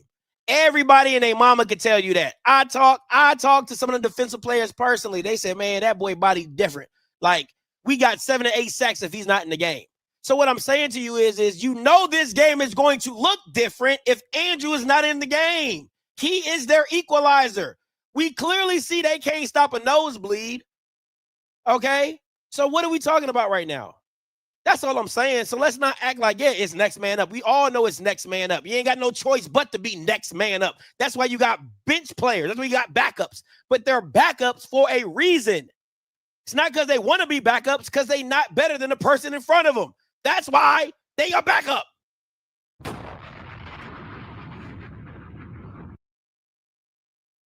She did. You know, so it is what it is. So my excuse is already on the table. Okay. I'm just keeping it a buck with you. My excuse is already on the table. Right? Just like them Bama Jackson, they had their excuse. My excuse is right on the table. So if Andrew don't come back in this game, I'm turning the game off. Like I'm not even watching this. If they come back after half and say Andrew's out for the game, I'm not. The only reason Bama State is even in the game is because of Andrew Body. The only reason Bama State is even relevant this season is because of Andrew Body. If he's done for the game, there is no more watch party. For what? What are we watching? We know what this is. Be concerned about his quarterback, Andrew Body, who's in the tent being looked after by the medical staff. His parents have also gone in the tent to check on him. If you have a false start on the field right there by the Prairie View A&M Panthers, but Andrew Body's parents are also in the tent trying to check on his condition, as you saw he was injured on that touchdown run.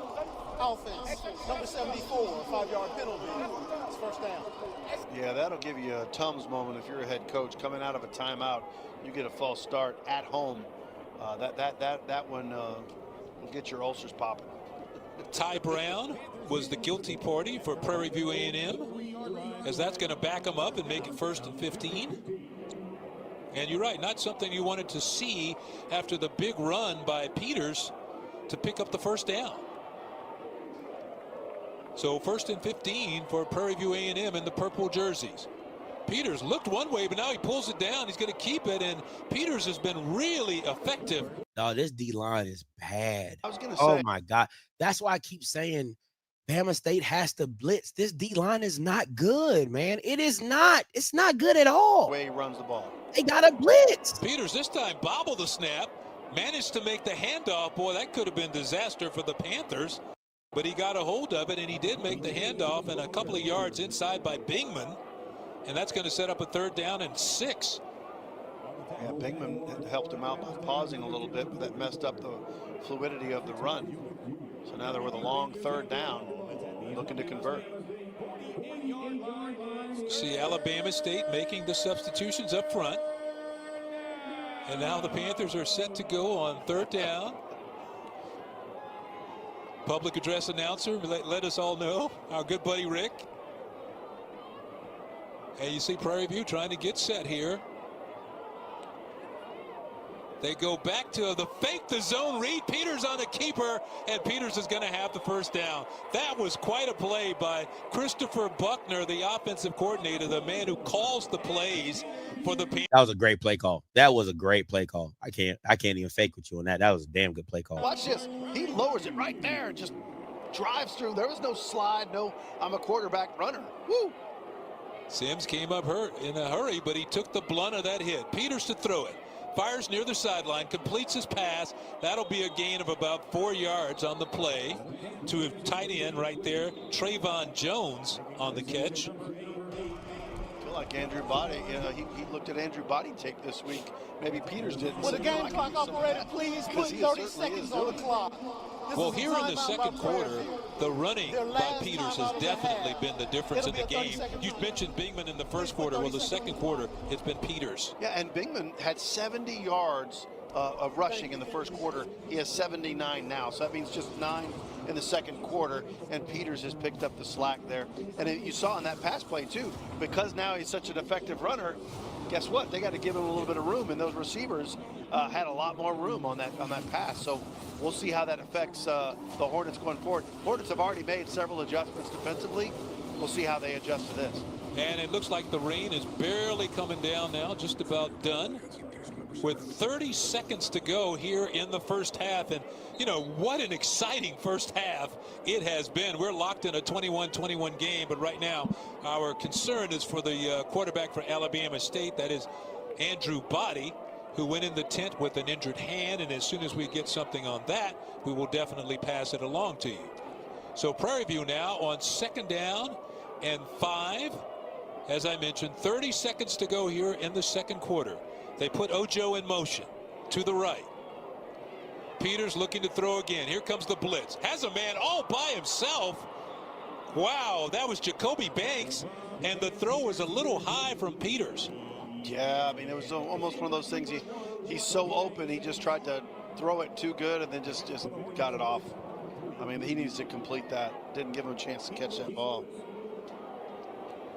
You think that's a situation where the weather could have played a role in that one? I don't know. I'm going to just say that was just off target. I bet they run this ball right here just to get in field goal range, just to make it something manageable, and they'll take the field goal right here. I doubt if they pass. Oh, wow.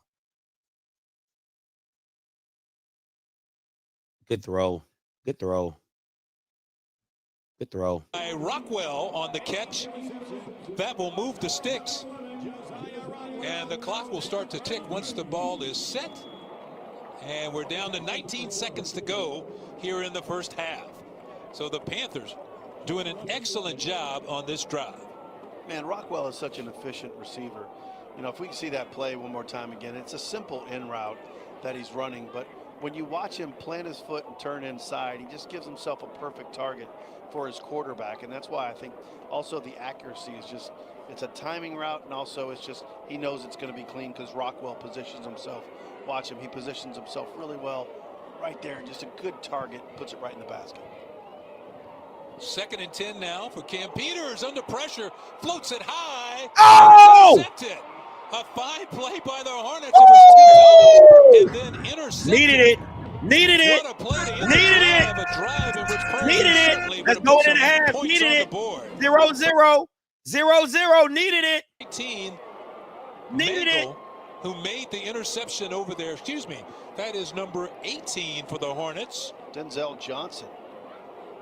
Johnson. He had, if you saw the receiver behind him, he threw it to the, I don't know if he was trying to throw it to that guy, because the guy behind the linebacker was open. He was wide open, him and Jesus, okay? So it was like a double over, and the guy behind the linebacker, if he would have got some more on it, it's a touchdown. It's a walk-in touchdown. Nobody's guarding him. Like, so it was huge. That was huge. Because if you go back and watch that play, it was a double over, and the drag route where the linebacker was on, the guy behind him was wide open. So it was absolutely huge. So, man, that was crazy. They needed that. Panthers would have Bama put State 3 needed on the that. board and possibly a touchdown. So that was a huge turnover at that point in the game. Up until that throw, Cam Peters had really had a flawless drive and had overcome a couple of penalties. Yeah, no, they've done a really good job. And again, what I love about this game, we talked about this plenty of in this week. We really thought two great teams were playing, and they sure are. They are playing up to the billing. Yes, they have. We have a 21-21 game at halftime, and we're going to see if we can catch Coach Jackson before he heads to the locker room. You know, his team had a really good first half. Let's go down to Shakira now. Coach, just walk us through your sentiments in that first half. Yeah, I think our kids came to play. We made some mistakes that led to You are the only participant things happening in the that didn't go conference. our way. But we knew All this was going to be a participants 60-minute are fight. muted. So if everybody's surprised, then they're crazy, because we're not surprised. We just got to go in here and make these adjustments and be ready to go. The game is back at 0-0. How do you guys win this one out? Yeah, we got to get to the fourth quarter and see if they can swim. That's what we do here.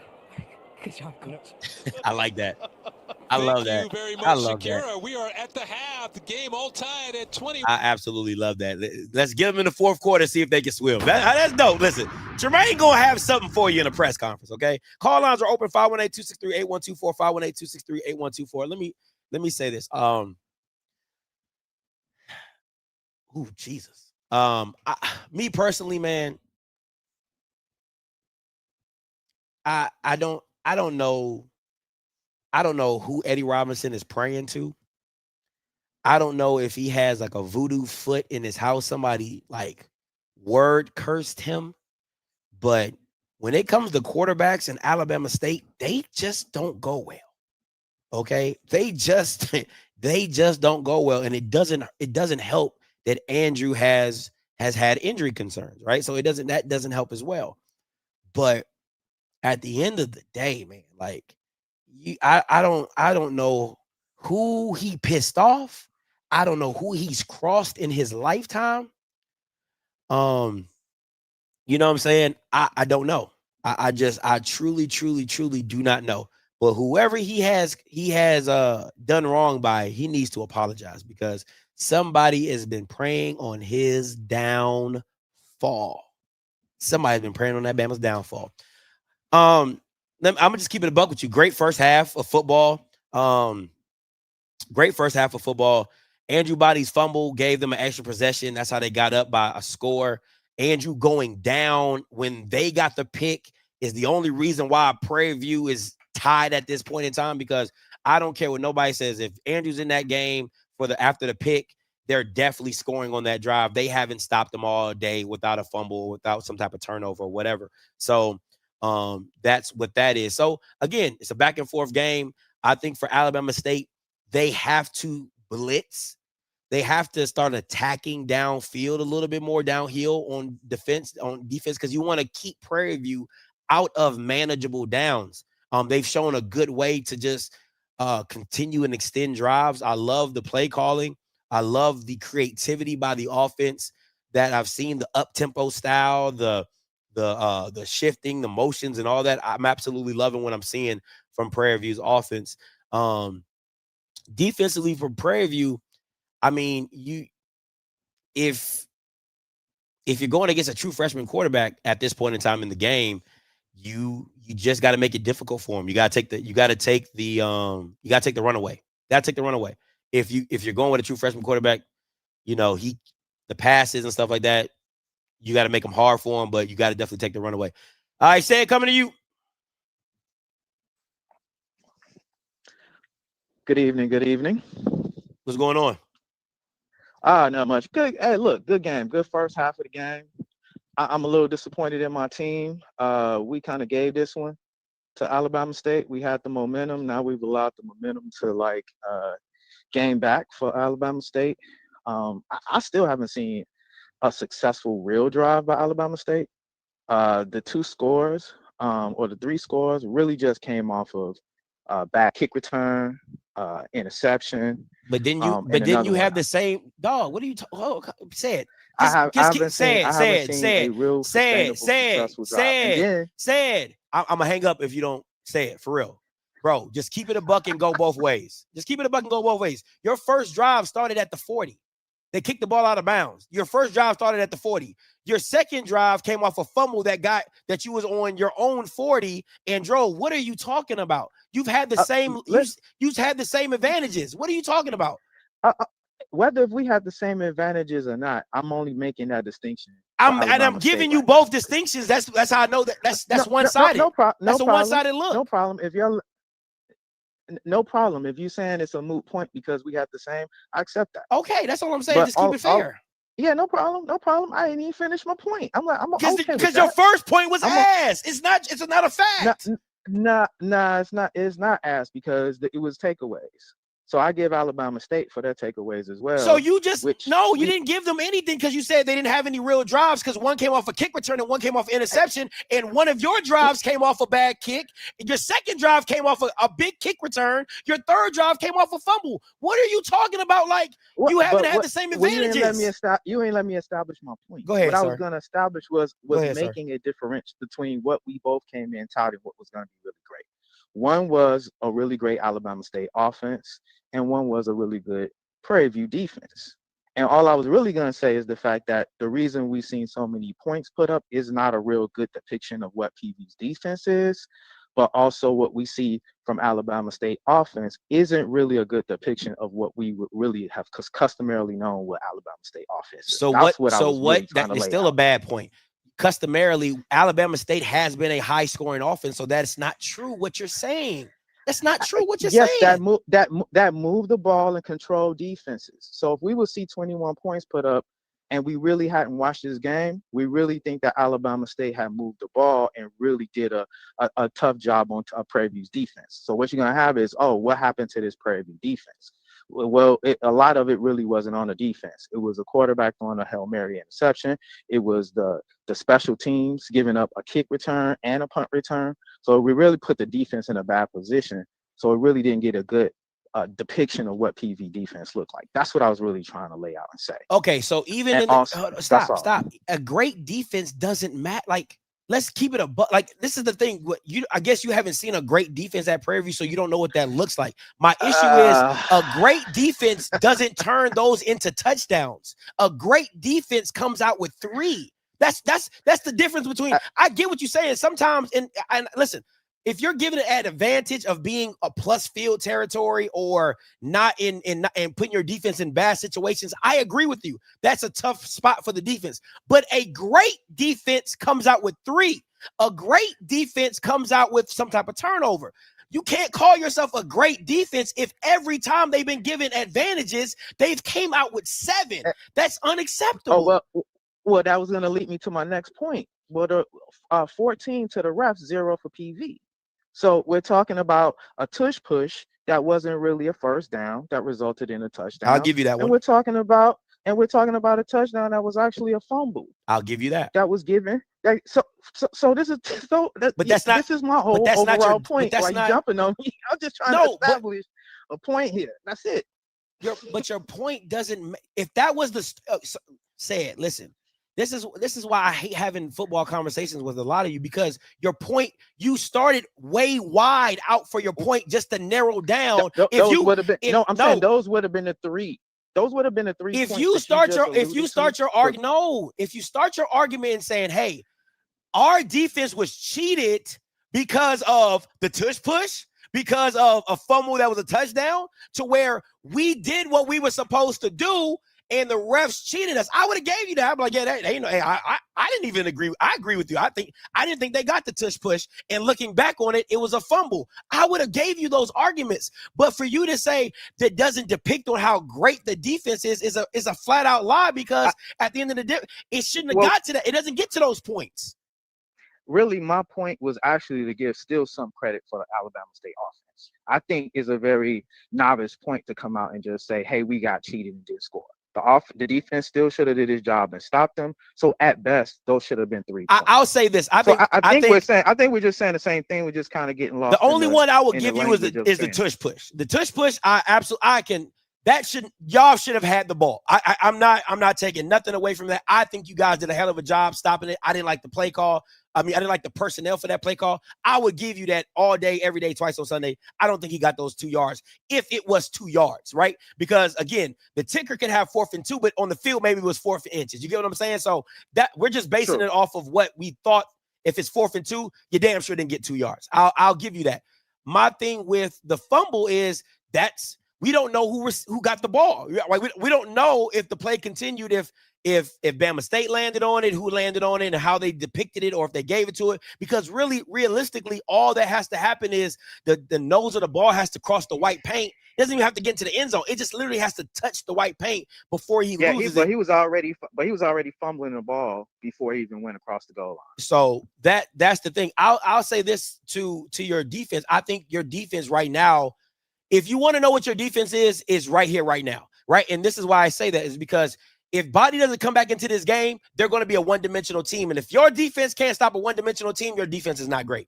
I'm going to just say that. Correct. I'm going to just say that flat out. I'll go with that. Yeah. I go with that, which is why when we saw the quarterback come in, they get stopped 3 and out. That's what I'm saying. So if you can't. This is going to be an interesting second half, depending on what Body's going to do. I think they're going to take Body up, and we're going to see Joe Namath, and he go out there and do too much.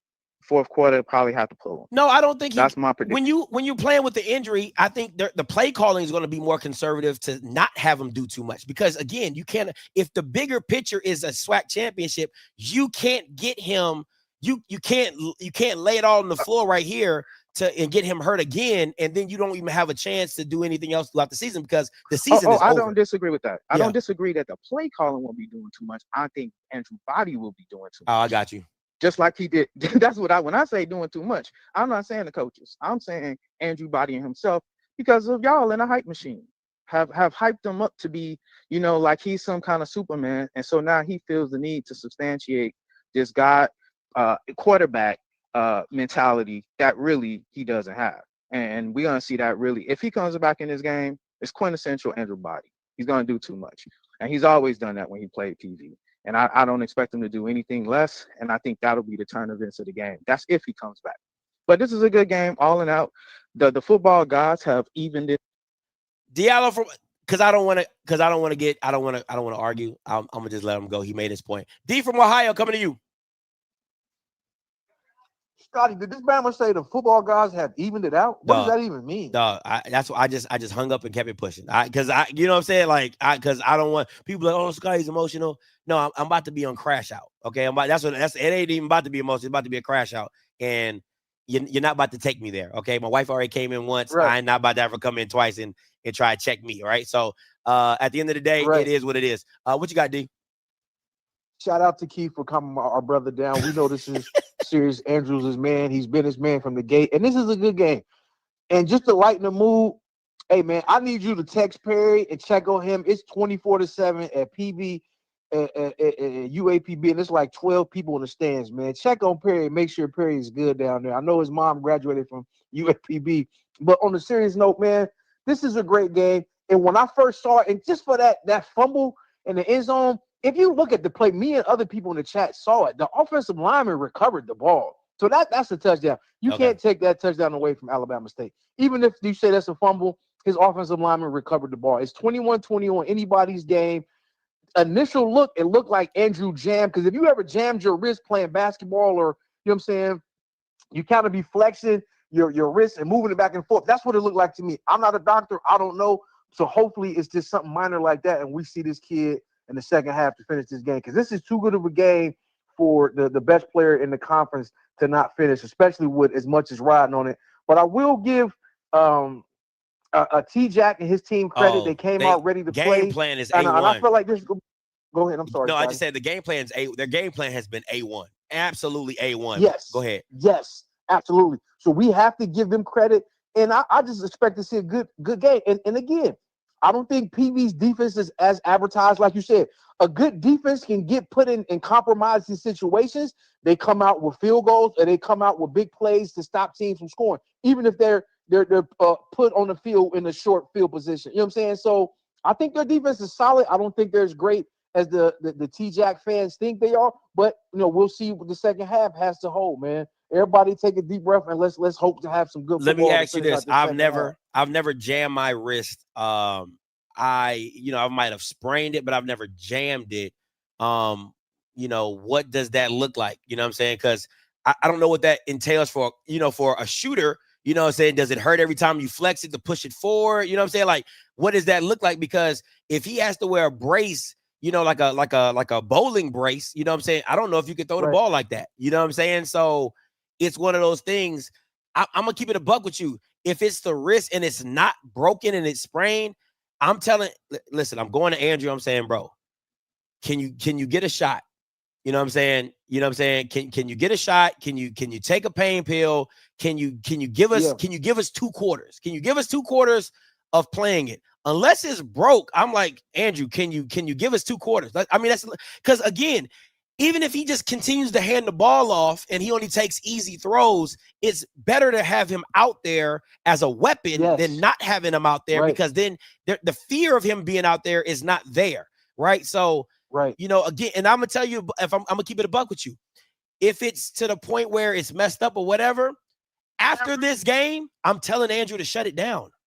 I'm sorry, like people are gonna get mad at me. If I'm Andrew Body, if I'm his agent, if I'm his team, if I'm whatever, and this happened to him, and whatever, I'm telling him to shut it down, because you're gonna make more money in the portal than you're gonna make at Alabama State. And I don't think Andrew would do it. But if I was his team, if I was his agent, I'm telling him to shut it down, because you can't mess up the long-term money. You can't. Now, if they were in first place, like flat out first place, I'm like, hey, let's ride this out. You know what I'm saying? Let's do what it do. If he wins this game and Jackson wins, I don't know if I play him. Not guaranteed. It's not guaranteed. Yeah, I don't know if I play him again. It's not guaranteed. Yeah. And Scotty, I have jammed my wrist a few times playing baseball and playing as a catcher. You know what I'm saying? I don't know if you ever see where a batter will hit your glove, and I've jammed it playing football as well. It all depends on the severity of the jam. Like, sometimes your hand will go numb and it'll come back to where you can kind of flex it out a little bit. I hope it's where it's in that mode to where it's going to, come back by the time the second half start. But if it's severe, he could be out. And again, I'm like you, man. I'm not risking my last year of eligibility when, we can win out and Jackson State went out and we still don't have a chance to go to the Celebration Bowl. I'm with you on that. But hopefully it's a small jam and he can be able to play, because I would hate for his season, the Alabama State season, to end this way. Like, it will be a travesty to a great season thus far.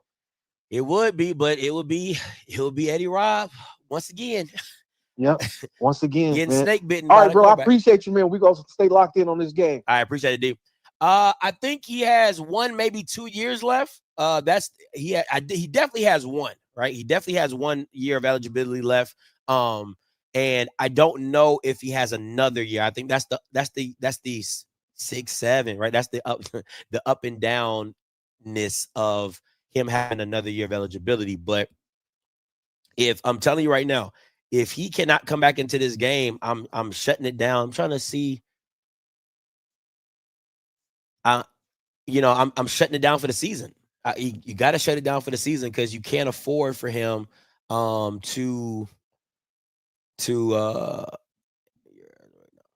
you can't afford for him to miss out on the portal because of the SWAC situation of what's going on right now. So that's where I'm at with that.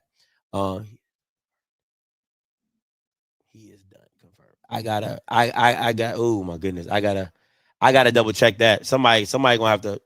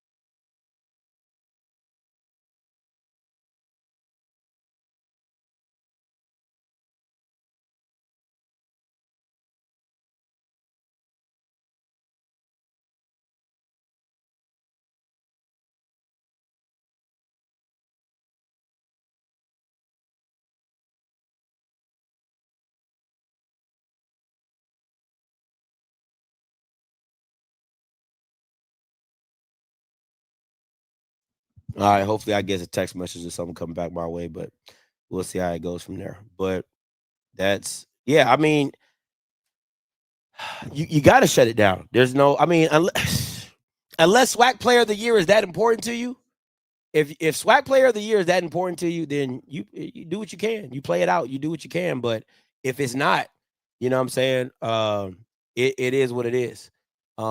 It's not. I'm not shutting it down for a medical red shirt. I'm not shutting it down for that. I'm shutting it down because he's done everything he has to do to be in the portal and make himself valuable. So you want to get 100% healthy. You don't. That's what I'm saying. Like if he shuts it down now, he has time to rehab, get it right, whatever. So when he jumps in the portal, he's healthy. If he plays it throughout the season, he's going to be nicked. And I don't know if teams are going to take a chance on a nicked player in the portal, as good as he is, right? So, and you don't know how that might affect the game, of how it might look and how bad it might think. All those little things, like, you know, maybe the passes look bad and all that. So it could really hurt him down the line, right? So again, if I was his agent, I would tell him to shut it down, like if he can't play. Pass off on the side. Oh my gosh, are you fucking kidding me? This is fucking crazy, man. Are you shitting me? Oh. Rusher for the Panthers, and before that, Bingman did an amazing job. But the Hornets did a good job of adjusting after that first quarter and starting to shut down that run a little bit, make it a little bit harder to run. But both teams are rushing really well.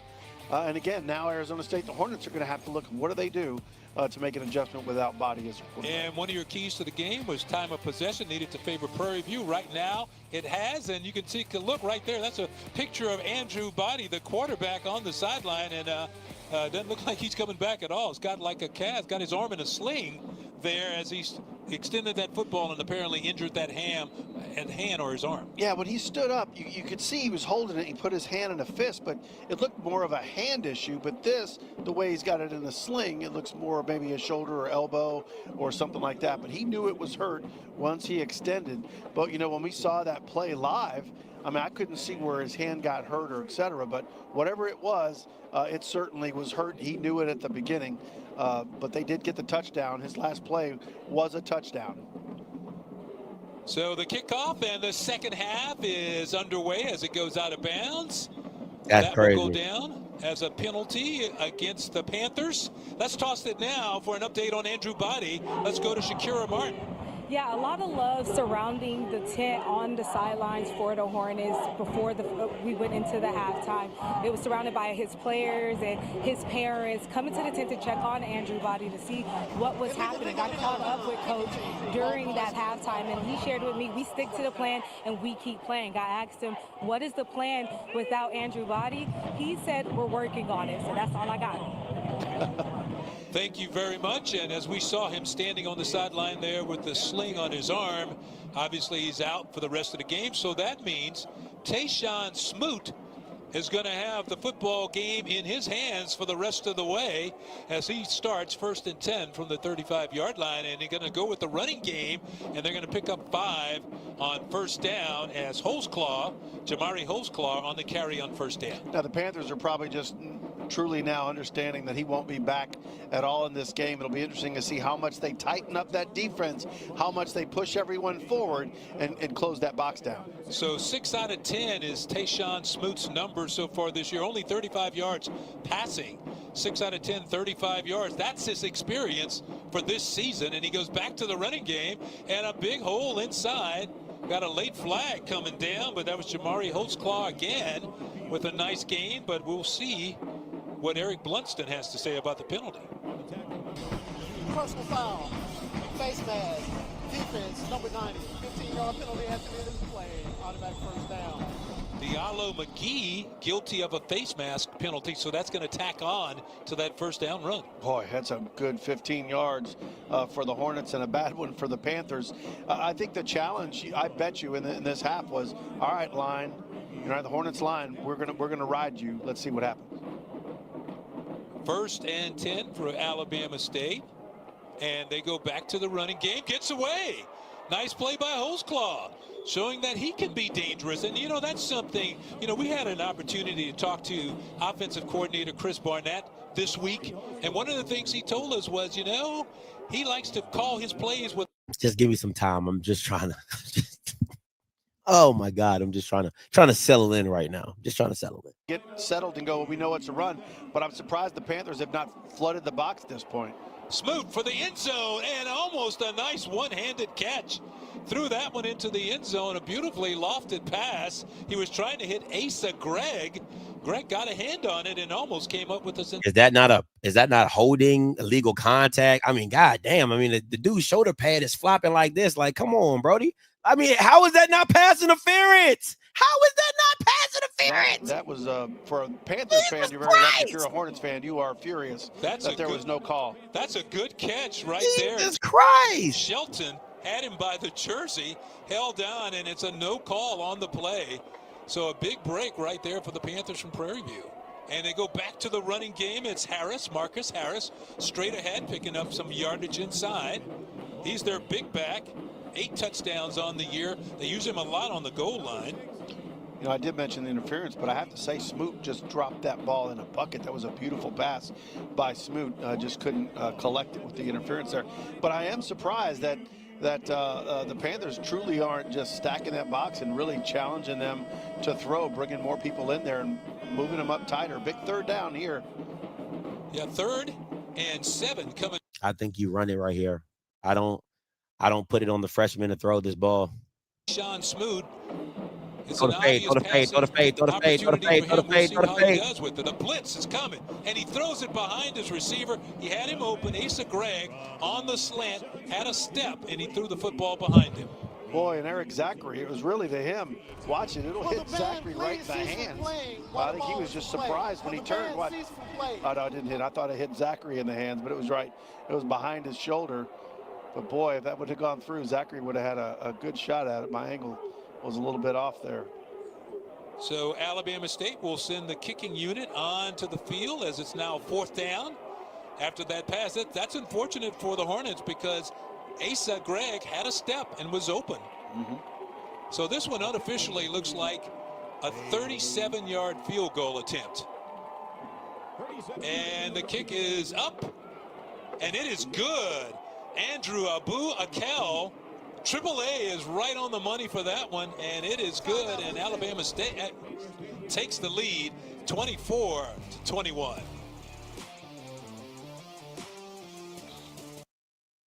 You got to make You got to make that throw. You got to make that throw. I mean, there's nobody in the middle of the field. You got to make that throw. Just, oh my gosh. Come on, true freshman. Everybody playing. Everybody true freshmen. Everybody true freshmen out here.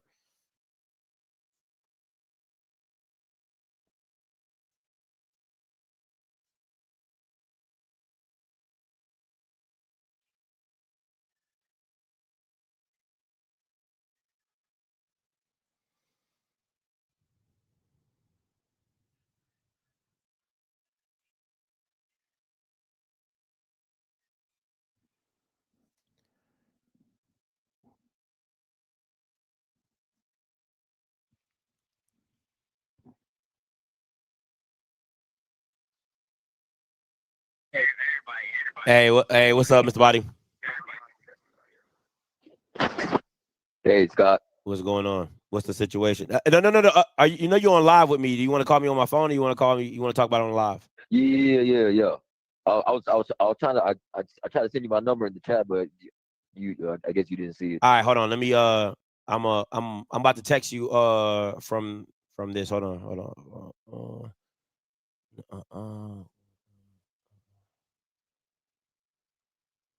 All right. I just text you. Call me back. All right, good. All right, peace. Goodbye. Oh, Jesus.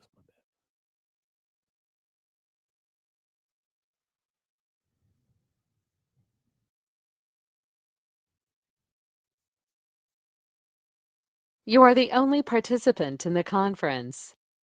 All participants are muted.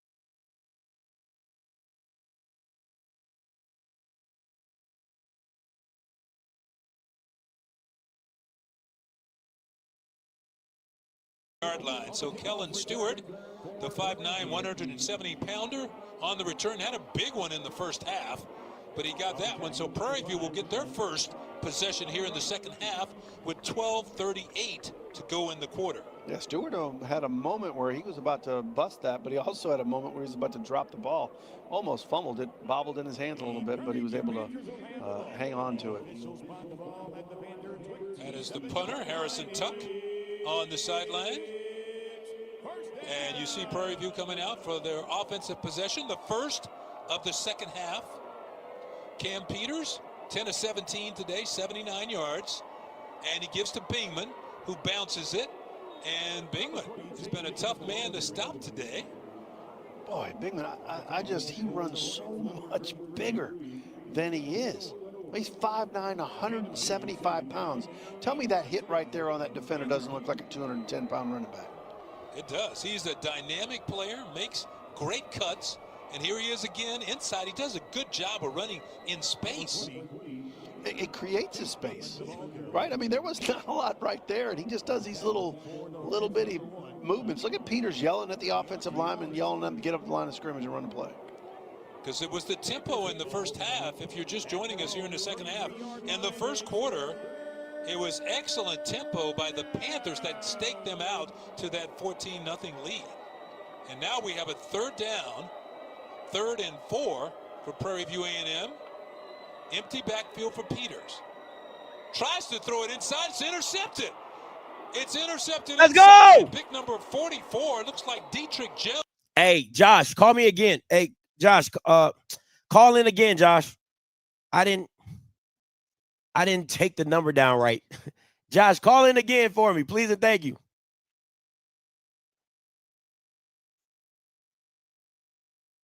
Let's go, big boy. Yeah. is Christmas. Thank you, Santa. One of his teammates hit the ball, and it goes right to Jones, who, by the way, is one of the strongest guys on the team. I asked Danny Robinson about that. He goes, if he's not the strongest, he's top 3 on the team. And there he was, the transfer from Mississippi Valley, coming up with an interception to put the Hornets in great field position. So Smoot turns, and he gives inside, and it's going to be another nice rushing play for the Hornets as the whistles blow. That was number 23, Jabari Kirkendall, who's a young man. He's a transfer from Coastal Carolina, but he's got Houston ties. He's from the area, so he's probably got he's on that friends and family plan for this game. Everybody chipped in and gave him tickets to get all the people he wanted to get in here. But that offensive line of the Hornets, they are dominating right now. And if you're a Panthers fan, you got to figure out, okay, what are they going to do to get in there to stop it? Yeah, 3rd turnover as well for the Panthers.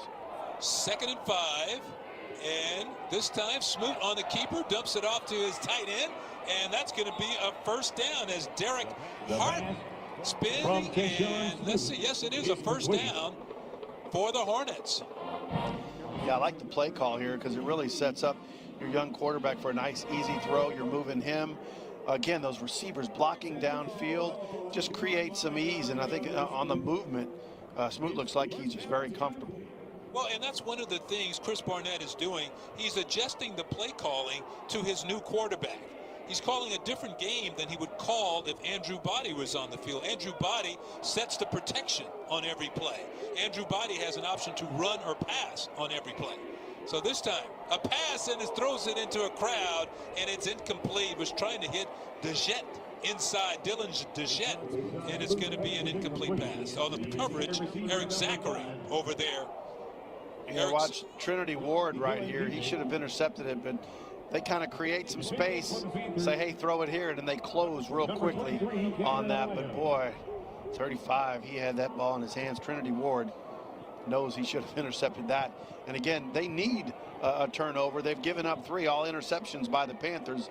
They need to get something. This defense needs to step up and do that for the Panthers. 2nd and 10 with the football at the 15, and they go to the run. Hosclark with a big hole, and he's going to pick up a quick 5 yards on the play. So that running attack from Alabama State has really picked up here in the second half. And again, you know, sometimes when a player goes out, the defense may relax when they've been, you know, all the time they've been thinking about one guy to stop. That guy's now gone. Some of the intensity or just what they were always working on all week long is gone, so it kind of catches them off guard. And then offensively, they're like, hey, we all have to step up and make better plays. We have to do more because Body's out. Well, here's the thing what Barnett understands. He has a big offensive line that has played outstanding football this year, and right now they're relying on him. 3rd down. Smoot fires, has a man wide open, makes the catch, and is knocked out of bounds. But he's going to have the first down for Alabama State as the Hornets will have a 1st and goal-to-go situation coming up. Watch this. Yeah, he's looking right at me. He was trying to throw me the ball. No, he winds up with good job there. Just, and again, a nice, easy, timely throw that they're setting up for the offense. Jalen Jones on the reception. Is Jalen hurt? He caught the football and got the first down. Oh my God! Come on, Jalen. In that situation, would have tried to get into the end zone, but there he goes off, and he's holding his arm. Let's so maybe he's injured also. We'll have to check on that. As Smoot comes up behind center this time. Turns and he gives time. Let's go! Marcus Harris, the where that great defense at, Sad? 35-pounder from Jackson, true freshman dicing your ass up. Touchdown of the where year. Where that defense at, Sad? Come. And again, that offensive line, watch, they just take everybody down. They kick out 27, easy, right inside. Like I told you from Jump Street, if you a great defense, you get 3 points.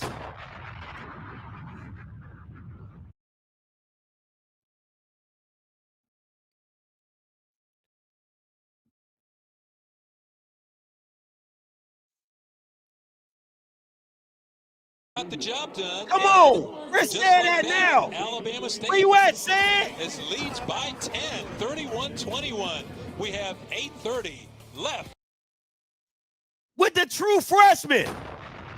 Gatorade has the #1 proven electrolyte blend, designed to hydrate better than Defense, water, cheats! made to rehydrate, replenish, Cheats! and refuel, so you can lose more sweat and run the game.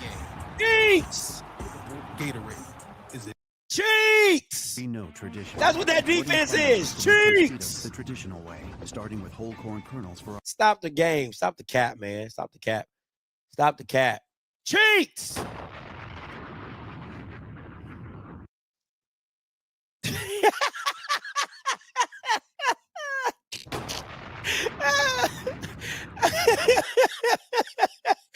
Oh man. Oh man. I can see Body playing anywhere next year. I think, if I'm being honest, I would like to see him at FIU with Willie. I think that would be a great situation for him. I think Willie's going to be on a mission to bring in some talent. I would like to see him at FIU. I would like to, I think Body's a P4 talent. I would like to see him I think Georgia Tech would be a great fit for him. I think West Virginia would be a great fit for him. I don't think Deion's going to be at Colorado next year. So to me, Colorado isn't a play. If there's no Deion, there's no point to be at Colorado, because the only reason Colorado gets the spotlight is because of Deion. Yeah, Body's hurt again. He's done for the game. So yeah, I'm gonna just keep it a buck with y'all, man. Like, if I was on Body's team, we shutting it down. Like, the play is not the SWAC championship. It's just not. The play is Power 4 football. The play is G5 football. That's the play. So it doesn't benefit him to get back into a SWAC situation and get hurt, right? Like, you gotta go to the next level to get some type of film. You gotta go to the next level to get some type of film that makes you draftable. So there's no reason to play any more games at Bama State, especially if Jackson wins today. It doesn't make any sense, right? Because word on the street is that Jacoby and Morgan will be back before the season's over, right? So if they beat FAMU today, I don't see any other team beating them, right? So it doesn't even benefit you to finish out the season with Bama State. Yeah, you miss out on the SWAC Player of the Year, but you've done everything you need to do to show what you're capable of. And right now is just to get healthy. FIU, that Bama Kewan Jenkins is not it, Wisdom. Listen, he is not good at all. Kewan, if that's the competition, that's easy money. That's easy money for Andrew to come and take that spot. Even the backup quarterback, I think he's a senior, like a grad senior or something like that. So that white boy. So yeah, Kewan Jenkins is he ain't lights out. I tell you that. That's the wrong nickname for him. State here in the third, and it'll be Kellen Stewart again, this time from the goal line on the return. And he runs right into a couple of white shirts, not going to make it back to the 20-yard line, and that is where Prairie View will go on offense. So all of a sudden, second half, despite the loss of Andrew Body, Alabama State continues to impress and continues to move the football offensively. Well, you pointed out, Panthers went up 14-0 in the first half. Well, now you've got, and look at this, the second half, that the Hornets are up 10-0 in the second half. So they made adjustments, the Hornets did, and came back and tied that game up. So now, what do the Panthers do now? Down by 10. What adjustments do they make? Do they go back to the run? Do they feed them full of Bingman? How are they going to? Here we go. Bama State with a big drive right here. I mean, Prairie View with a big drive right here. 1st and 10 for Cam Peters in the offense, and they go to Bingman, who has some room inside. Bingman has 11 yards and a first down. So they will move the sticks. Guys, let me tell you something about Perry. Perry does not care. As a matter of fact, Perry is glad. I'm gonna tell you right now. Perry is going to be happy. Perry is going to be happy that Southern is getting beat the way that I told you got a blitz. Oh, good. Peters. God damn it, Peters. Great play. Perry is happy that Southern's getting the BTA that they are. You know why he's happy about that? Is because there's no reason to keep anybody on this staff. That's all Perry gonna tell you on Monday. I'm telling you, I haven't talked to Perry. I'm telling you right now. All he gonna tell you is I'm happy as hell because there's no reason to keep anybody on this staff. Everybody got to go. That's all he gonna say. He gonna give you the Perry smug face like, Scotty, I don't care. I know they're bad. That's why I haven't picked them all year, right? So again, this is what it is. And now Bingman takes himself out of the ball game. I wonder if he was shaken up. They go to the heavy package with Lamaje McDowell coming on. Keegan Heckerman, the backup tight end, also in the ball game, number 33. Nice job by the officials. You saw that, holding up the football until Alabama State can make the substitutions. Ball is snapped. Lamaje McDowell, and McDowell is going to have the first down. So the Panthers will move the sticks again.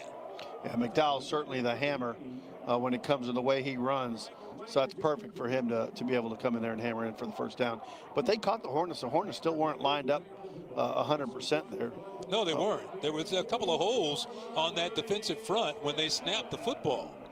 So on first down, Peters gives it to Lamaje McDowell, trying to find a hole. Keep tiptoeing, McDowell. Keep tiptoeing. Taken down after a gain of about 2. Prairie View came into this game averaging 181 yards a rush. And so they're right on pace today. I'm telling you, there's not going to be, I'm telling you right now, there's not going to be any goalpost moving from Perry. Perry going to say, listen, I've been around Perry long enough. I know exactly what he's going to say. He's going to say, Scotty, I've never picked Southern past the MEAC SWAC challenge. I know what Southern is. I don't care. I don't know why people think I'm so hurt that Southern lost. I don't. He says, as a matter of fact, he's going to be like, as a matter of fact, I'm happy for my mom because UAPB won. That's what he's going to say. I'm telling you what he's going to say. Doing here. Let's go!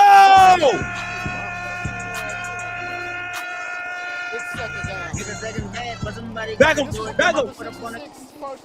Back him up! As it relates to potential disqualification. So instead, it goes against Calvin McMillan. Back him up! And that's going to back the Panthers up way back. Boy, that just makes it so hard to get your first down. Second down now, and you got a mile to go. You just got to get some yards here and see where you're at for third down. I mean, they got to get about 10 here. 2nd and 25, and Peters rolls to his right, under pressure. Fires, and he just threw that one away. He was under a lot of heat that time. He sure was. I mean, he was getting hit upside the head, actually, as he was releasing that ball. Good job by the Hornets in pursuit and controlled pursuit. And you could see Coach Jackson there on the sideline talking to Calvin McMillan, saying, we can't have it. That penalty's too big. And he was making sure he understood that. Not a lot of yelling and screaming, just, hey, fella, we can't do that. So here comes 3rd and 25, or as our producer said, 3rd and to Hempstead. So an empty backfield, and Peters under pressure. Peters falling down, throws it up, and he just threw it straight up in the air. That might be a flag. That's going to be illegal grounding of the football there, because he was definitely not out of the box. But Rockwell ran to that ball before it landed, so I think he's good. Oh, because Rockwell might have saved him, because he certainly. Yeah, I guess he did get it close to the line of scrimmage. We have an injured player on the field. Yeah, let's look at that again. But you'll see Rockwell saved him. That ball floated up so high. Watch it. Rockwell's going to come. I mean, he just lets it go. And then Rockwell's at the bottom of your screen. See how he comes in there? Yeah, he comes running back. That's saving your quarterback a little bit. There's one of the injured players on the field for the Hornets. It's Patrick Smith Jr. I hope Said keep that same. I haven't seen Said in the chat. Where you at in the chat, Said? Said.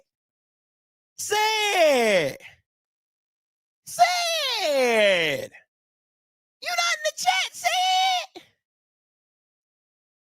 Said. What? I ain't seen you in the chat for Said. Let me scroll back up. Let me see the last time Said was in the chat. Boy, I'm going back 5'11", 5'10", 5'09". It said 5 o'clock, 4:55. Still ain't seen Said. I ain't seen Isaiah Wilson either since 5 o'clock. Who else ain't in? What other PV fans ain't been in the chat since? Still looking. 4:55. Ain't seen Said. 4:50. Say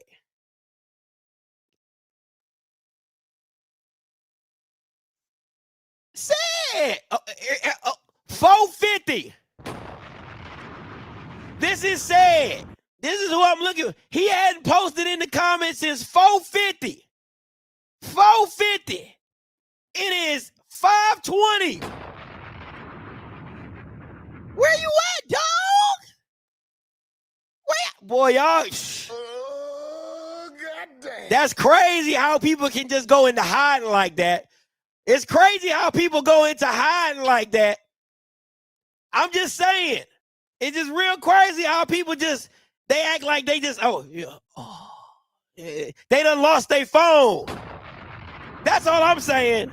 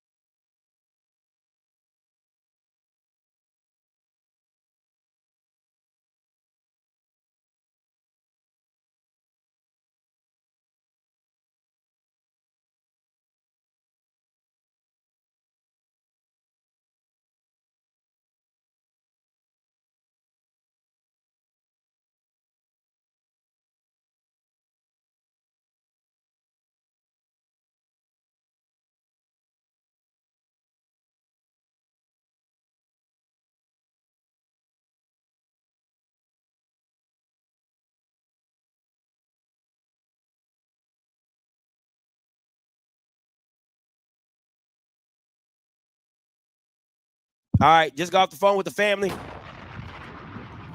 got off the phone with Mr. Body. So his shoulder popped out. This is official report. You ain't got to hear from nobody else. This is coming straight from the horse's mouth, right? Shoulder popped out. They popped it back in. The doctor said he'll be fine. They just want to. They don't want to put him back in the game because they don't know if it's if it's going to hold up for more tackling and stuff like that. But the doctor said he'll be fine. It was so tight. The structure of it was so tight. It was hard to put it back in. They put it back in. He's straight, but they're sitting him for the rest of the game. So just want to give you an update on that. All right. Yeah, that's it. Just a dislocated shoulder. Came out, popped it back in. So they say he'd be fine. Doctor said he'd be fine. Everything be straight. So we'll see how he goes on. Continue out through the week. All right. Just give you all the heads up on that. Offensive weapon. They know other guys will step up. So on to punt the football away is Adam Atwell. Oh, now you know I'm going. Hey, now y'all know I was going to get a report now. That's my boy now. Atwell That's my gets boy. the kick away, and it's a wobbly kick, and That's it goes my boy straight now. out of bounds. And that was not one of his better efforts on that kick. Yeah, it's his throwing shoulder. So yeah, he'll be fine. It was decent enough and no return at all, so puts them at the 30. Oh, Mr. Body told me. The Hornets, and again, Mr. Body told me I could tell y'all. That's the only reason why. Mr. Body told me I could tell y'all. He said he wanted to slow all the naysayers down. So that's the only reason I said anything. He said I could tell y'all. So that's just me updating y'all. A couple of weeks ago, last week, Jacobian Morgan was injured for Jackson State. He's out for the year. So now all of a sudden you got backup quarterbacks. If they would have told me don't say nothing, I wouldn't have said nothing. And Tayshawn Smoot is in that situation today. He's number. But we might not even need him. Bama State. We might not even need him. Handoff to I thought he was about to get loose. For Jamari thought he was about to get claws man, on the carry, and boy, they've been doing that. Can somebody find said for me? Can somebody go find said for me? Anybody? Isaiah Burnett. Can anybody find anybody? Can anybody go find any? Why? See, this is the shit. See that? See Herb, that play right there? That's that shit that kills me about. That's the shit that kills me about Barnett. You don't even need that. You just got 5 yards on first down. You don't even need that. Run the gosh darn ball. That's that Chris Barnett dumb stuff. You see what I'm saying? Like, you don't even need that. We're midway through. Why even put it in the air? For what? To make some they ain't statements. stopped you all day running the ball. For the Panthers are trying to get a stop. 3rd and 5 now as Jones goes in. And it's a light box. Run it again. And it's a light box. Run it again. It's a light box. Run it again. He's going to be shorter the first down. Go for So it. that's going to bring up 4th and a yard. Yeah, number 7, Kevin. But see, that's on Chris Barnett. If you run it on 2nd down and you're running on 3rd down, you're still getting the 1st down. That's dumb. Absolutely dumb. Robinson has been around a lot of football, so he kind of understands how this works. Well, we're not going to make it easy on you. Yeah, but everyone gets, I'll go for it all the time. No, that's not always good. Harrison Tuck on to kick the football away. This time he hits one really nice. Fair catch is called for and made by Dennis, and so Prairie View will get the ball on offense with an opportunity to go. Not much going on for Prairie View here in the 3rd so far. Dog, that was so. That's what I be saying when I say coaching. Like, some of these guys should not be coaching. You got a true freshman at quarterback. You picked up 5 yards on 1st down. Why in the blue hell am I throwing the ball for a bubble? Why? Run the ball. But it's looking like it's questionable on his return heading back to the field. He's over here trying to warm up and get himself together, but it's still questionable if he will return. That is Patrick Smith. Thank you very much, Shakira. That is Patrick Smith, the defensive end who was injured. And then you saw the pass from Peters a little off of the mark there, and it goes down as an incomplete pass. Yeah, and that's one that Rockwell, he is a guy who's super consistent for you. You give him 10 more times, he'll catch it 10 times every time. So 2nd and 10 now for the Panthers. Peters taking some time, has a man open. It's Rockwell, and he makes a big catch for unofficially. They got to start blitzing, man. I don't get why they're just sitting back. Like, blitz, speed him up. Right back in. Come on, man. Good job reaching back for that ball. I think Rockwell's a great receiver. So a big 1st down for the Panthers, and they fake it to Bingman this time. Peters wanted to go deep, got hit in the helmet with one hand and sacked with one hand by Cameron Gordon. Talk about strength. Let's go. Woo. He hit him in the top of the helmet and kind of took him down. That must be he's carrying a sledgehammer. He just pushed him. That's all it took, one big push. Yep. And when you're that big, Cameron Gordon goes 6 foot, but he's about 280 on the scales. That'll do it. So that's a big loss for 2nd down. Peters now with 3 receivers to his left, 2 to the right. Throws underneath. Good tackle. Great tackle. Great tackle. The big tight end, Ethan John, brings it in. He gets over the 40, and they get quickly back to the line of scrimmage. I don't know if I've ever seen a sack like that. I mean, he pushed him, literally reached out and pushed him. Yeah, I think Peters will tell you, he caught me. Send a blitz right here. Send a blitz right here. 3rd and 11 now. Cam Peters under pressure again. This time he comes out of the pocket. It's a sprint to the sidelines, and he dives, and he said he's out of bounds. Dives to the 49-yard line. That's going to be a couple of yards shy of a 1st down. They're going to go for it. Now, see here, they're going to go for it. It's about 4th and 3 or 4. I think the Panthers are going to go for this one. Well, they're in a different situation. Yeah. You're down 10, 2:28, and you do have good field position, and your defense has played very well today. And you have your starting quarterback. And now we have a whistle before they can get the snap off. Timeout called by Alabama State. I agree with you, Herb. Them stunts are coming in free, but what I'm saying is that if you speed him up, right? If you even show like you're blitzing, it's going to make him speed up. You can mug it up in the front, show it. I mean, they were really wide, so it's hard to mug up something when the guys are that far wide, right? But I'm just saying they gotta do something different on defense. Now, I see the spy, but the spy's got to get there in time.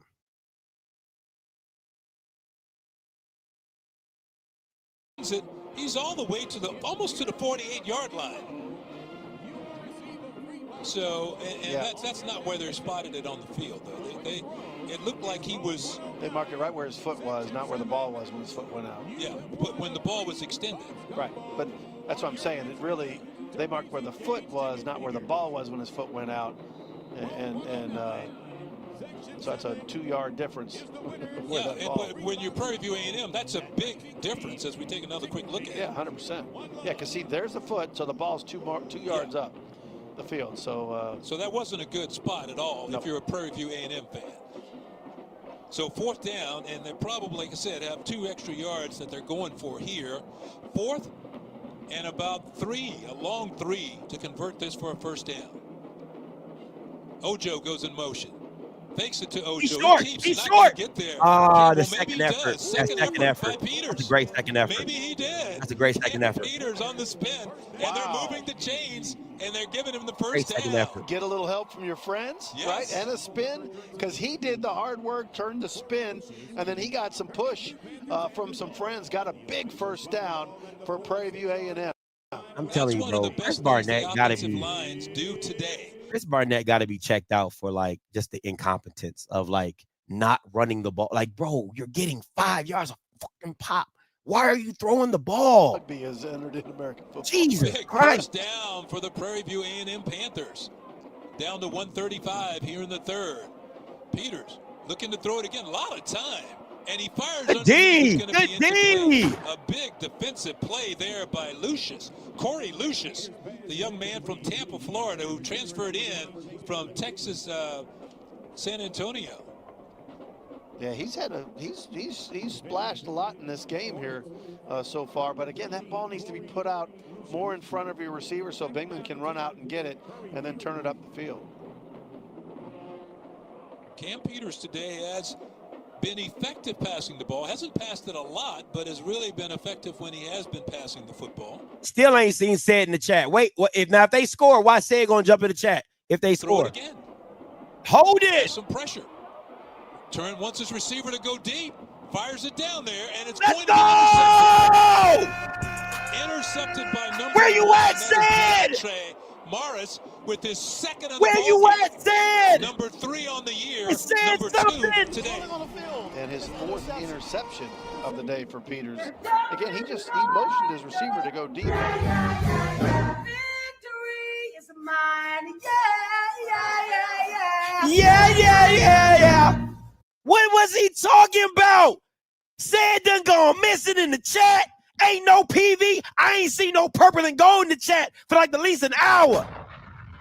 The devil is a liar. Victory is mine. Come on.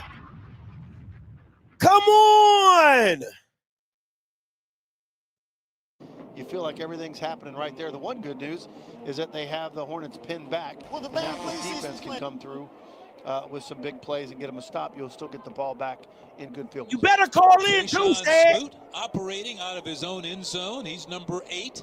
He's the quarterback for Alabama State. Came on to replace the injured Andrew Body, and he goes to the run. What a nice move there by Harris. Harris is the big guy, but that was Again, some quick feet 5 right yards there. of pop. I ain't got to lie, Craig. I ain't got to lie. You're getting 5 yards of freaking pop. Run the ball. I feel like Mike Reed right now.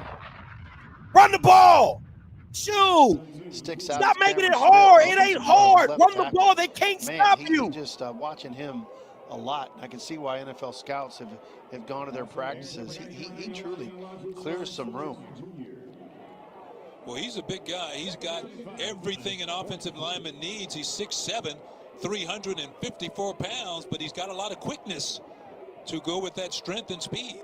And this is a lot of room again. They go back inside to number 23, Jabari Kirkendall.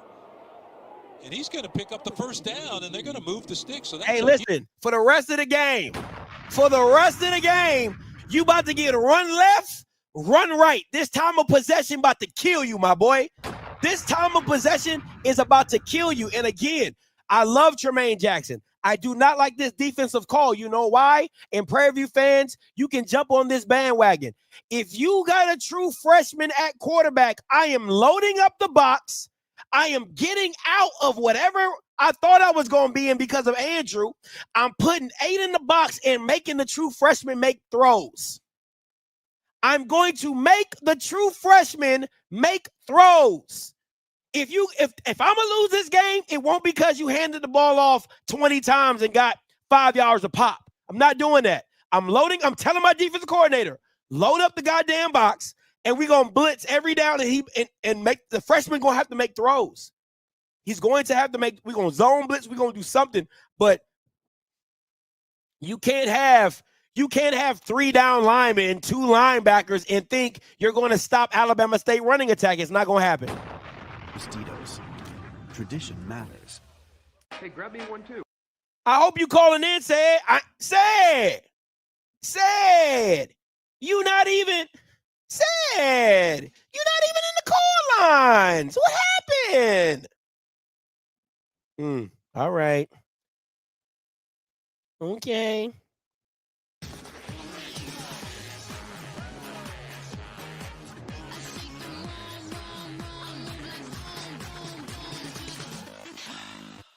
Brighter futures begin here with students and faculty that bring campus projects to. I think it's a great scheme if you have the right. Listen, let me explain to you. When you have that 3-3-5, your 3 down guys, they got to be big, physical, and good with their hands, right? Because again, they're going to be double teamed every play because I got 5 on 3. But are they big and strong enough to hold up? Like you need about 3 Jeremiah Williams that are big, good with their hands, and can get off blocks and make havoc. And then again, you got to have good linebackers, and you got good linebackers that can feel, and then you have to have some DBs that hit, because again, they're going to be in the run fit, right? Those DBs are going to be in the run fit. So again, I know Jackson doesn't technically run a 3-3-5. They kind of invert it with a 4-3 to a 3-3-5. Like they invert it a lot of times, or a 3-4. They're more inverted to a 3-4, right? But they have great DBs that hit. That's why I tell you, Jackson plays. I love how Jackson recruits. They don't recruit things like, oh, I want to get this guy who does this. I want to get this guy who. They say, hey, we're going to find guys that run, tackle, hit, and then everything else we'll teach on the back end, right? We'll figure it out. But we want guys that run, tackle, and hit. So their linebackers, what do they do well? They do great in run fits. They do great in tackling. What do their safeties do? They do great in filling the lane. They do great in coming up and thumping. Because again, 80% of the SWAC offenses want to run the ball. There's not a lot of SWAC teams that want to throw the ball around the yard because, A, they don't have the quarterback for it. So I'm not going to recruit my team for the minimum. I'm going to recruit my team for the maximum. And maximum amount of teams in the SWAC want to run the ball. So it's like youth football, right?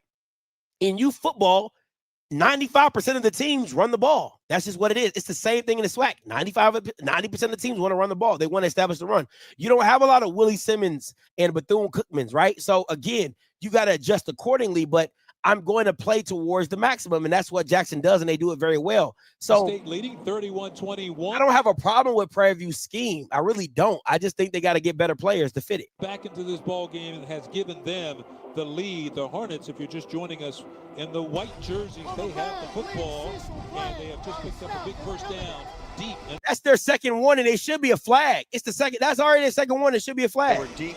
The Panthers defense had them pinned deep. It should be a flag. Can I get it? Can I get the 15? Football.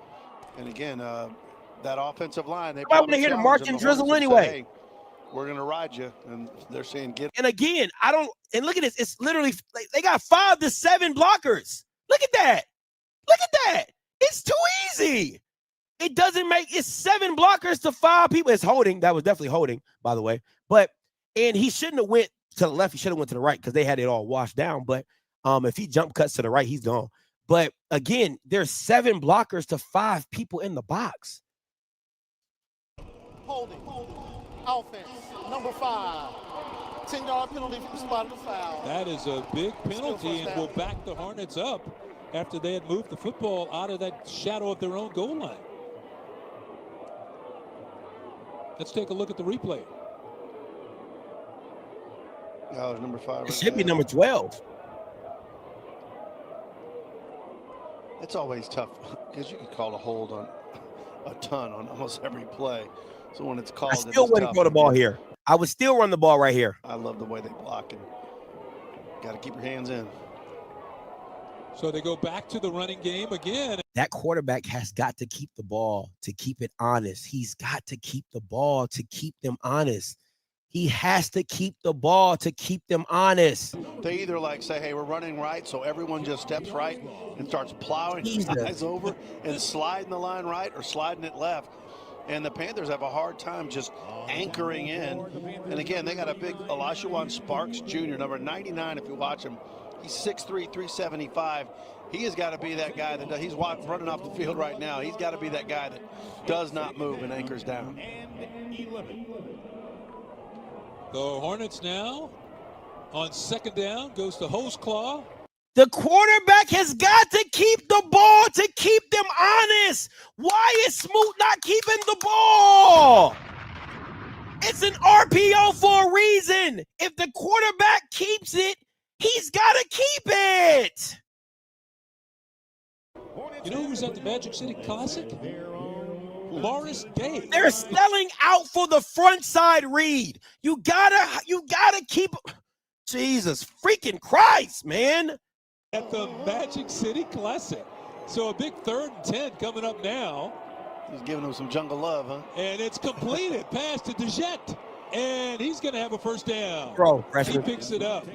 Bro, I love it. Great call by Chris Barnett. Why is it a great call? I moved the pocket so they can't just blitz him where he's at. He doesn't have to worry about moving up the pocket and all that.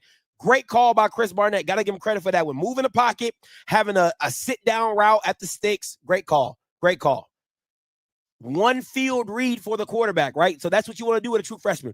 I move the pocket. You only got one side of the field to read. You go low to high. He sees it. He throws it, sets his feet, throws a good ball. I'm good with that. Great call by Barnett. First half, he has not been back and will not return. So 1st and 10 for the Hornets. Back to the run. And again, the Panthers. They are selling out on the front side read. Somebody's got to tell this kid to keep the ball at least once. Tackle lined up, and he just kind of anchored in. You're not going to make the tackle in that situation, but he's getting double team and triple team. He's just got to try to hold up. And man, that is incredibly hard against an offensive line so big and so strong to be able to hold that line, hold that position. Jamari Hostclaw goes to the sideline. He's over 110 yards rushing in the game, so he's having a big day. This time, Smoot will pass it. And he has a man who's open, and a big hit there by the Panthers. That is Zachary on the tackle. Good call. What a good-looking play. So much good motion there, Butch. And then to be able to grab that, your run's getting so successful. That motion works really well. And again, they're moving him out of the pocket. Maybe, okay. Okay. Let me give Chris Barnett. I apologize. Let me apologize to Chris Barnett. Maybe he's telling him to hand the ball off because he can't afford for another quarterback to go down. You gotta think about it like that. You gotta think about it like that, right? He's telling his quarterback to give it on every one because he can't afford for him to go down. You get what I'm saying? So I completely understand that. If that's the call, if that's the reasoning, you gotta completely understand that because hey, we don't have anybody else to go to. You know what I'm saying? Like that we feel that it's trustworthy. So you can be that could be the line of thinking, which I'm not mad at, right? It's like, hey, we don't need you taking no unnecessary hits. Just hand the ball off, let our running backs do what they want to do. You know what I'm saying? Or going to do what they're going to do. They have to be more gap integrity. I'll give them that. And be able to hold the gaps. Hey! Sad, where you at, Sad? Where this great defense at, Sad? Down. And again, what has been Prairie View's problem all year? Their offense stalls out. Ball game right now, they lead by 10. Go back to the running game again. What has been Prairie View's problem all year? Their offense stalls out. Again, their offense stalls out. It stalled out against Alcorn. It stalled out against Southern. That has always been their issue. Their offense stalls out. Nice rollouts. And they're going to mark that back a little bit, so call it a gain of 1. Make it 2nd and 9. So this has been, to give you just an idea of how well they've done on the ground, this drive started on the 3, and now they're out on near the 45-yard line. Smoot will keep this time, and he dives forward, does a good job. Good job of not taking a hit. He saw there wasn't going to be much there, and he just got down. Yeah, and he had an option to throw it to Derek Harden, his tight end. But he does a nice job of saying, you know what, I'm not going to take a risk here. I'm just going to pull it up and turn it in because he understands where they're at. 9:33 left in the game. They're up by 10. They're driving. Really, it's all about keeping this drive moving. play of the drive coming up right now to give you an idea of how long this possession has been. He goes back to the run. And again, it's Holtzclaw who's going to be about a yard shy of the first down, making a yard and a half shy of the first down. Go for it. But what a great yard. job Go for Coach it. Barnett is doing with this offense. It's a yard. Go for it. For his backup quarterback, Tayshawn Smoot. I This mean, dude just said, come on, punt the fucking.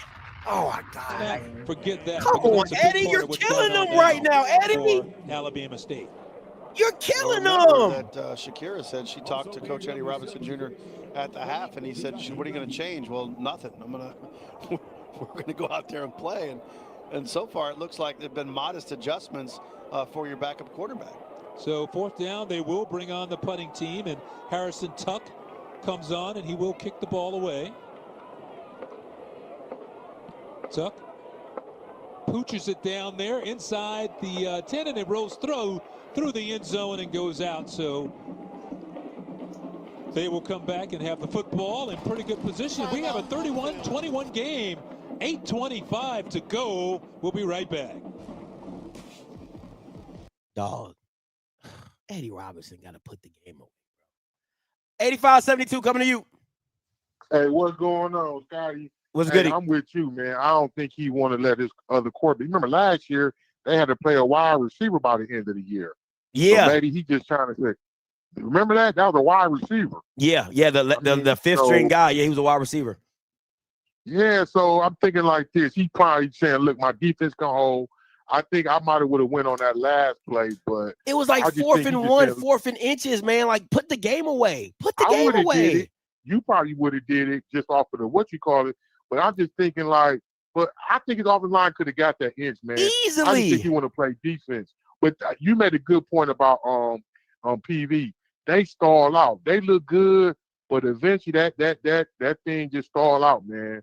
Like I said, they came out real great, you know what I'm saying? But in the end, everybody made a play. I hope he all right with that dislocated shoulder. I knew something had happened when he went in like that. That's the only thing I fear about your boy Andrew Body, just taking them extra shots. I'm always cringing, man, because I know with a certain kind of, you get hit the wrong way, it always could be kind of stretchy. But hey, Scotty, it's been a pretty decent game, man. I don't think PV got enough to win the game. I think Alabama State win. What's your take on that Rattlers and that Jackson State, man, at Bragg today? What you think? I saw that the line, Rocky put in our group chat, the line was 19.5 for the, I'm like, do you know how disrespectful you have? It's a true freshman starting at quarterback. You're on the road and they got you as a 19-point favorite. Oh my God. Yeah, that's crazy. Like I would have been okay with like 10 point, maybe 9 point. 19.5 points there. They got no respect for him, man. Hey, I got one more thing before I get off, Scotty. Hey, I looked at that Morgan State and that South Carolina State. Hey, man, did you see the end of that? What was the end of that score? What game? Talk to me. Morgan and South Carolina State. 36-30. 36-30. So they made it a game. Yeah, man. They did at the end. But what's your take on Chennisberry, man? What you think his thing? Why he just came on?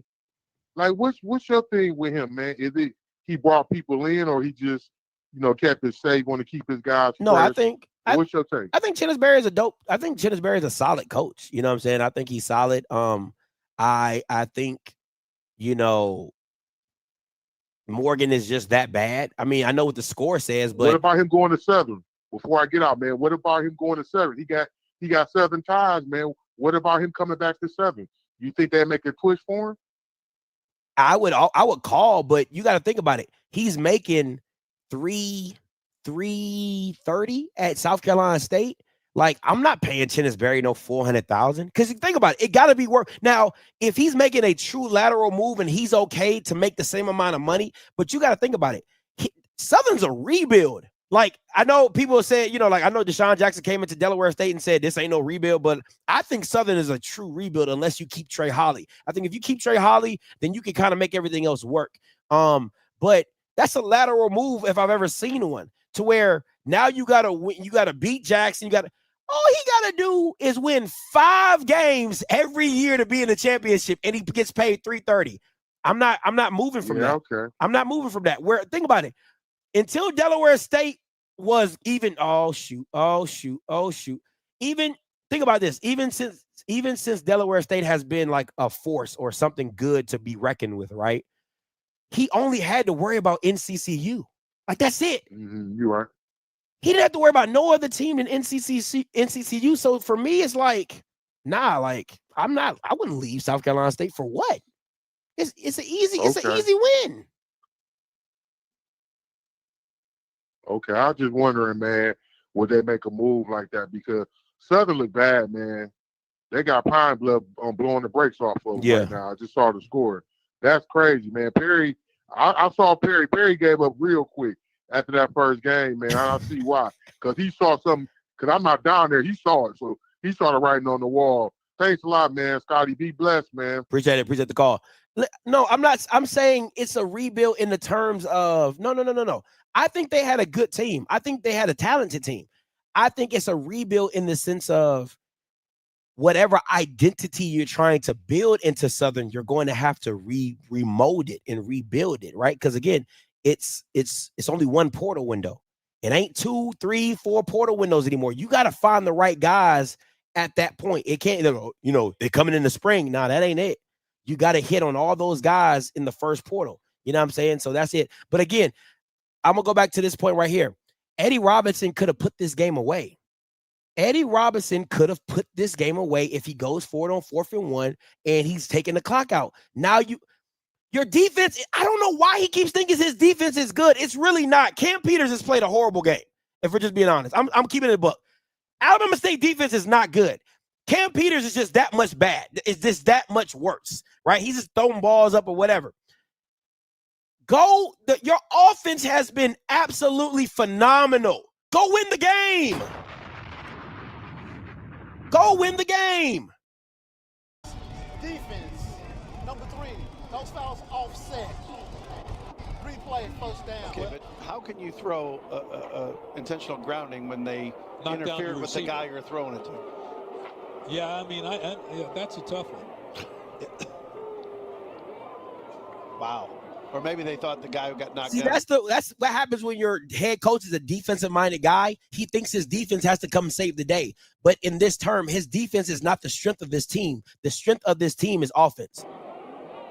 They'll just redo it. So Cam Peters will redo first down. Puts Bingman in motion. Peters fires and way behind his intended receiver that time. So there's a little miscommunication going on there with Dennis, as he was trying to hit Dennis on that one, and he threw the ball behind him. And let's take a look at the pass interference. Yeah, right there you can see at the top of your screen him holding and knocking down Rockwell, and that's where the player would have been. Rockwell would have been in that vicinity for sure if he would not have been knocked down. So second down, and let's call it 9. Peters was going to keep it this time. Has some room right up the middle. Peters has the first down and more. He's going to pick up 15 yards. You got to keep a spot. Becoming a factor again like they were in the first half. You got to keep an eye on him, man. Yeah, Peters really showing that, hey, I'm not just a passer. I can pass the ball, but I can run it as well. Peters again on the keeper. Fakes the jet sweep around and keeps it himself, and he's going to pick up. Again, I'm going to keep saying this, right? I'm going to keep saying this. You're going to put your freshman quarterback in a situation that you don't want to put him in. If Prairie View scores right here and they're down 3, you're going to put your freshman quarterback in a situation he does not want to be in, which means we have to. Oh God, Eddie Robinson is. I'm sorry, man. I'm sorry. I don't think Eddie Robinson is a good coach. I don't think you put that burden on your true freshman quarterback. Touchdown for the Panthers. Again. My point exactly. Like, your defense has not been good all day. It really hasn't. Cam Peters has just been that bad. Your defense is not that good. And you're putting pressure on your freshman quarterback to now have to go drive you down to go back up at 10. If they lose, if Alabama State should lose this game, it's because of Eddie Robinson. He let them back in this game when he could have put the game away. It doesn't make any sense. It doesn't make any sense. I'm going to say it. It doesn't make any sense. I don't know what these coaches are looking at to be like, oh, our defense is that good. No, Cam Peters has been that bad. Cam Peters has just been that bad. Seriously. There's no I in team, but there is an M, an E, an I don't get it. He shouldn't have punted. He shouldn't have. You go down. Listen, even if you go down, you get a field goal, right? Even if you go down, you get a field goal. It's still a 2-score game. It's a 2-score game. It's a 2-score game. And they have nothing. Oh my God, that was a nasty catch by this boy. That God, dog, NCCU. I'm telling you, man, that's crazy to me. It's crazy to me. Step of the way. That's why we keep you connected. Oh, let me change the score. I bet not see no Prairie View person jumping there. I ain't seen a Prairie View person in the chat all third and fourth quarter. All third and fourth quarter, I ain't seen a Prairie View person in the chat. I bet not see one now. They've been ducking the whole time. They ain't said not a word. Not a word. Been sitting at home. Quiet face. Now Panther people. I bet not see a. I swear to God, I'll block every Panther person if they drop something in my. Especially if you ain't been saying nothing. You've been watching the game, ain't been saying nothing. Crazy.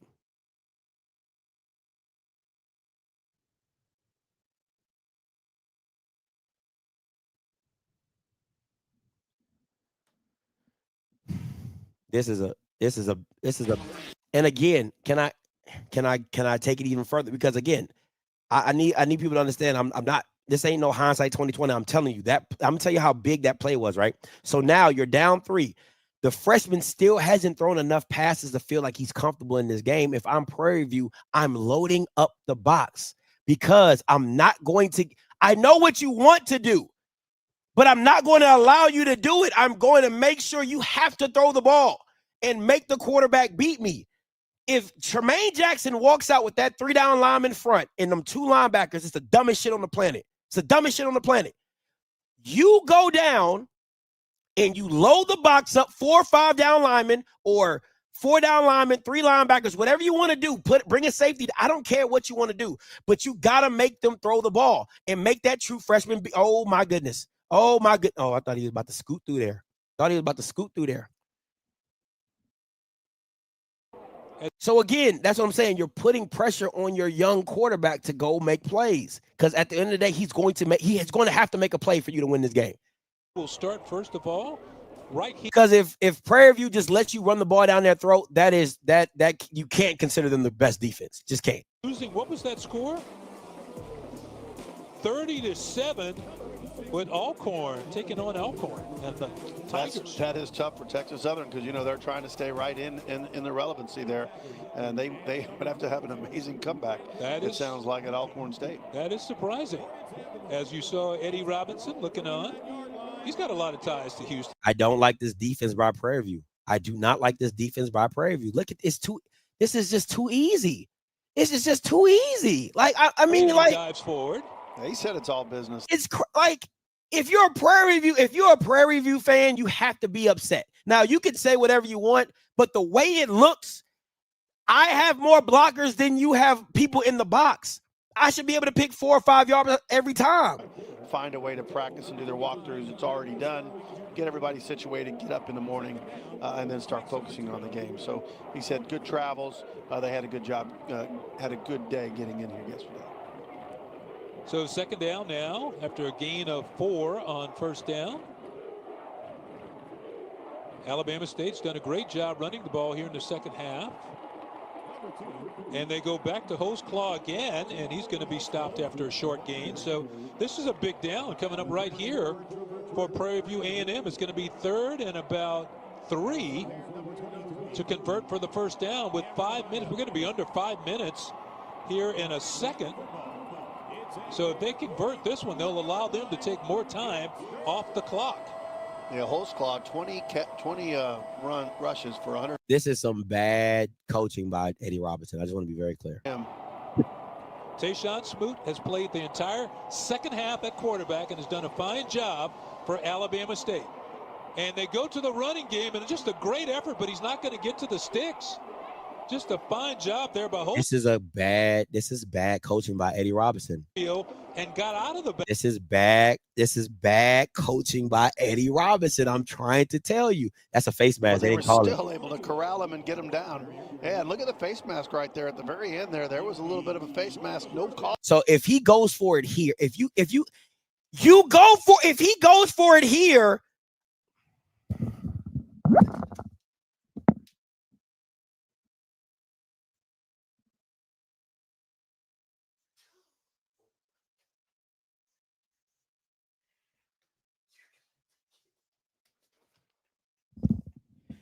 Oh my God. Oh my God. Oh my God. Oh my God. Oh my God. Oh my God. Oh my God. You got to be kidding me. Eddie Robinson has to be the worst coach on the planet right now. You have to be the worst coach on the planet right now. You had this game in the bag and you're giving it away. Because you want to trust your defense when your defense is not good. Louder, that energy is translating to the team.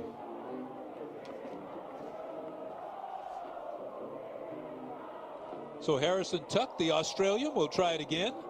This is a booming kick, really booming kick. And he kicks it through the end zone. So how about that one? No, you don't go for it in that situation. That situation, you don't go for it.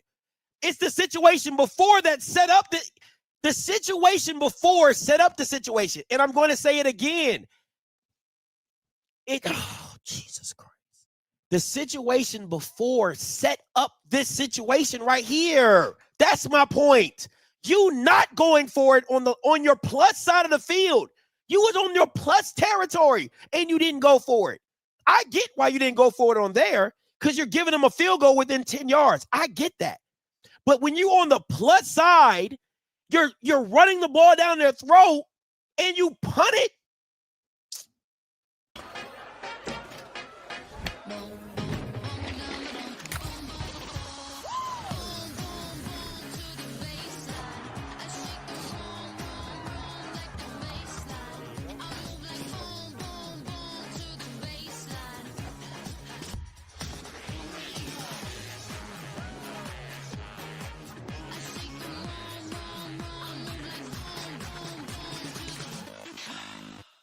Brighter futures begin here with students and faculty that bring campus projects to life with help from the Home Depot Retool Your School grants. With these grants, HBCUs have built innovative learning lounges, revitalized rec areas, and created peaceful wellness spaces, providing students with areas to learn, relax, and thrive. Through their dedication to uplifting their campuses, HBCUs are growing stronger, one grant at a time, one project at a time, one community at a time. Learn more at retoolyourschool.com. Retool Your School. We're powered by purpose. We are exactly what you think. We are not at all what you think. We are past, present, and future, all in one. Because the best way to honor Southern shouldn't even have to be making a comeback against UAPB. That's the injustice of it. That's the injustice of it. honor to support the Southwestern Athletic Conference. We have 3:39 to go in the ball game at I'm telling Panthers you, Stadium oh in my Prairie View, God, Texas, Eddie Robinson. where the Panthers are trailing Alabama State 31-28 after just scoring a touchdown. This is and so now bad. they're getting the ball back after a punt from Alabama State. They're going to start 1st and 10 from their own 20-yard line. Cam Peters will start it with a pass, and he just overthrew his man. He was trying to get it over to Rodney Ojo. And Ojo's is complaining about something over there that he didn't like. Let's see what happened after the play. Yeah, watch it continue to the sidelines over here. The blocking, the two guys just going at it, no whistle involved. And well, and that's what Ojo was complaining about right there, because you saw he was right near the play when it happened. So they go to the running game. Nice move by Lamaje McDowell. Did you see that little stutter step there? Opened up the whole thing for him. Excuse me, that was Bateman. Check that, Chase Bingman on the carry. That was Bingman. Nice sidestep. Boy, he's got to start and stop at something else. Look at that. Woo! He can accelerate. He's an exciting, dynamic player, and he can make it happen. You got to have a QB spy right here for you. Got to have a QB spy for the quarterback right here in this situation. Got to tell your DN to not slash all the way down. You got to have somebody for this QB keep. Peters, now he's going to pull it down. Peters has some room, and Peters is going to get the first down and a lot more, and he's finally thrown out of bounds, and that could have almost been a late hit. I'm okay with that one, because if you're running like a running back. I just told you, you got to have a spot. This is crazy. He's just going to hang behind his blocker right there, a Rockwell, and then just kind of feed off of that. That last little throw was a bit much, but he's still running like a running back. I'm okay with that. 2:25 and counting to go in the ball game. And he fakes it to Bingman and fires a strike to Rockwell, and it's caught. Man, Rockwell, I'm telling you, he has been so impressive. Every time we've seen him, I just think he's so dependable. And you see how he turns his body inside? He was covered like a coat, and he still made that catch. Rockwell, 44 catches on the year.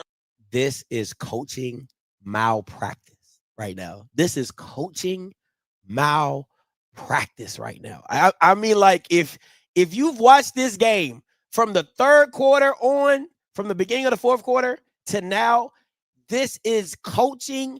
Watching this is like, I see why people don't watch SWAC football. Like, this shit is horrible. It's horrible. It's absolutely horrible. Like, how Eddie Robinson could literally think that his defense is that good to stop Prairie View. I cannot understand it. It has not been Prairie View. It's not been Alabama. Cam Peters has been atrocious in throwing the ball. Atrocious. It's been bad decision-making, overthrows, late throws, and you've been the benefit of that result. It's not that your DBs are just that great or they're breaking on the ball. No, Cam Peters has gifted you the ball 4 times, literally gifted. And for Eddie Robinson to think otherwise is just asinine. It's really asinine for him. And for him to put his true, he's going to put, listen to me when I'm telling you. I am giving you the foreshadow. I'm giving you the foreshadow right now. He's going to put his quarterback in a situation that he's not ready for. And Chris Barnett is not ready for it. And he's going to expect his offense to pull him out of some shit that he should have never been in if he would have freaking went for it on 4th down like he was supposed to on plus territory and ended the game with like 9 minutes left. Sacrifice. Winning. Allegiance. Champions. We are the SWAC. Building champions for life. To the game. Every home game, a random season. You see royalty in the house with 2 minutes to go in the ball game. Of course, you can't be okay. Let me say this. It's worse at higher levels because you have better talent. So the fact that you have better talent, you would say like, hey, I got better talent or I got better players or whatever. I get it. Bad coaching is bad coaching. But at this level, I have to overcoach my talent because I'm not the most talented team all the time. I gotta overcoach, and I gotta be in situations where I gotta take it out of the players' hands. And as a coach, I gotta put my players in the best situation possible because I know what my team is not. And for Eddie Robinson to do what he's done in the fourth quarter, it's been coaching malpractice, flat out. Go in the ball game. Flat out. Hands it to Bing. Flat out. You haven't spied Peters. Peters is the only thing that's been killing you all day. You haven't spied Peters. You don't go for it on 4th and 1 in plus territory. I'm confused. I don't listen. You can say whatever you want. Bad coaching is bad coaching. But right now, this shit is tragic. This shit is absolutely tragic. Tragic. 135. And he really thought his defense was that good. It's tragic. Peters making sure he's on the same page with his offensive line. Gives to Bingman again. And you saw that little hesitation from Chase to pick out his hole before he hit the hole. And that's going to be a first down for Prairie View A&M. And the big thing about that is... And now they're playing a time game with 3 timeouts left. You're going to lose this. Prairie View's going to win this game just based off clock management and being in the right situation at the right time. That's how they're going to win this game. 1st and 10 now for the Panthers. Peters fires underneath, and it's through Ethan John's hands near the sideline. He's kind of shaking his hands. That ball was hot. It's like he either hurt it or something. Yeah, he hurt his hand. He's coming off. He's like, hey, my hand's hurt. Maybe one of those things that bent your fingers back or something. Yeah, he's looking. That's going to be an incomplete pass as he's headed to the tent to get checked. Watch Peters here. You have to watch Peters here. You have to watch Peters here on this edge. You got to protect this edge. Gives to Ojo. And oh, what a tackle! For a loss. A big what a play tackle! By the defense, number 18. Oh, and that's the time Peters should have kept it. That was a great tackle by Ojo. And if you thought you were in field goal range, you are not now. What a huge play. Yeah, and the thing about it is it sets up 3rd and long. Now you're looking at 3rd and about 16 yards. You still got to watch Peters here. You still have to watch Peters here. You still have to watch Peters here. Because you really need to know you need at least 10 yards here to give yourself a field goal chance.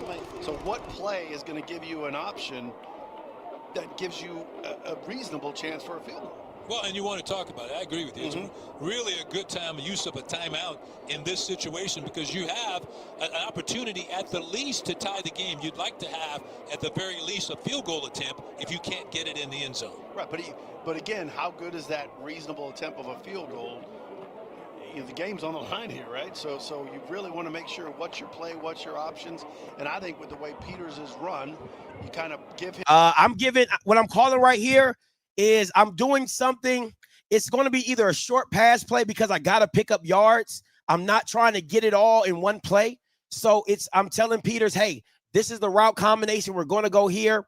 I think something across the middle works against Alabama State. They've been leaving the middle pretty open. So something in the middle, maybe like a flood concept or maybe like a mesh or if it's man, maybe like a mesh or something like that. But I'm telling Peters, if you don't like it, run. Now, if I'm Bama State, I should be blitzing. If I'm Bama State, I'm not sitting back. I should be blitzing to make sure Peters, or at least having a spy. If I don't blitz, I need to have a spy on Peters. 3rd and 16 now for the Panthers. Hornets fake the blitz. Peters is going to take off. They're waiting for him, and he throws the football away. That's what you wanted. You had to have that spy. That's what you wanted.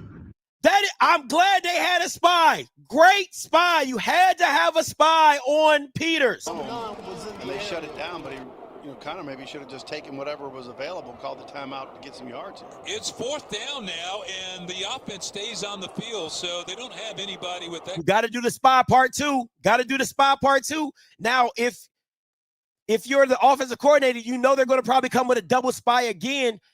You want to have something in the middle of the field. Yeah, another timeout with 31 seconds to. I think you got to kick the field goal. I think you kick the field goal. I don't know. I mean, 4th and 16, that's a lot, man. That's a lot. You could get, even if it was 4 to 5 yards, it shortens up this one because You need a first down or a touchdown at this point if you're going to run a play, and if you happen to have some kind of super leg in your back pocket, then maybe you can pull that out. But it's all or none here. This is a similar situation, not exactly the same, but similar to what happened in the Labor Day Classic when they took on Texas Southern, and they drove it all the way down, and they had a fourth down play, and they went into the end zone, and they were guilty of a penalty. And so basically, they backed them away. Yeah, they're one. 4th and 16. I think you got to go back to that double spy. I'm still rushing 4 to put pressure. I'm not dropping anybody. We're coming after the quarterback. I'm not dropping 8 or nothing like that, because again, you only can cover for so long. You know, people start shifting and moving and stuff like that. Yeah. Diego Alfaro, the freshman kicker from Cypress, Texas. Here we go. From Cy Ranch. He's going to be out to attempt Told you. a 52-yard field goal, and unofficially 52. This is something Coach Jackson talked to us about this week. As they get set to put it down, unofficially 53 yards. And as they're going to take the final timeout here. But during our conversation this week, when he talked about Alfaro would be handling the kickoff duties, I said, that's a good ice. Good ice. Good ice. Game. I said, is he the guy? Good ice. And he said, yes. He said he's got the biggest leg on our team. He's the guy that we would go to in that situation. And true to form, there he is, Diego Alfaro, the young man who went to Cy Ranch, which is not that far from here, really. No, it isn't. It's 45 minutes probably. But wow, I mean, actually, it's probably less than that. But here's the thing, right? So you could tell they were like, okay, we have to either get. My issue with what Peters did was you throwing the ball away. I mean, you got to pick up something. You know what I'm saying? Just try to get something. We had a timeout. You know, go get what you can and do that. But throwing the ball away just didn't help anybody. They at practices, they let kickers go for long shots and they see what happens and what goes on. Obviously, he's proven he's got a leg that can kick some big ones. But what a pressure situation. And again, the Hornets call that timeout to let him feel the weight of that pressure just a little bit longer. And my stomach turning. I'm not even kicking it. Well, this is a big attempt, and he is a freshman kicker, and that's one of the things Coach Jackson said. You know, as the season has gone along, he said we kept seeing him improve and get better and better, and that's why we gave him the opportunity to do kickoffs, and now he has an opportunity to tie the game. 31 seconds to go. He trails by 3 points, and he's going to attempt a 53-yard field goal. And the kick is on the way, and it's no good as it hooks left. It had the leg, too. It was hard to see. He might have had enough distance. It was It had low, the leg, too. No good. That's game, baby. Enough distance, but it hooked left right at the upright. Boy, it might have snuck. Ooh! Somebody got to come see me. Somebody's got to come see me.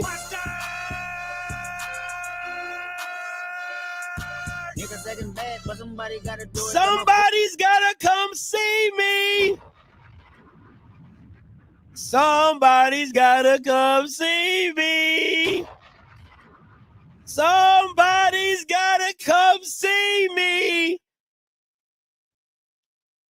That's all I'm saying. That's all I'm going to say. That's all I'm going to say. Listen, I'm going to shut this down. I'm going to do a post-game show. Listen, I'm going to be back in about 5 minutes, all right? About 5 minutes. Give me 5 minutes. Listen, until next time, you know what I'm going to do. I'm going to holler. God bless.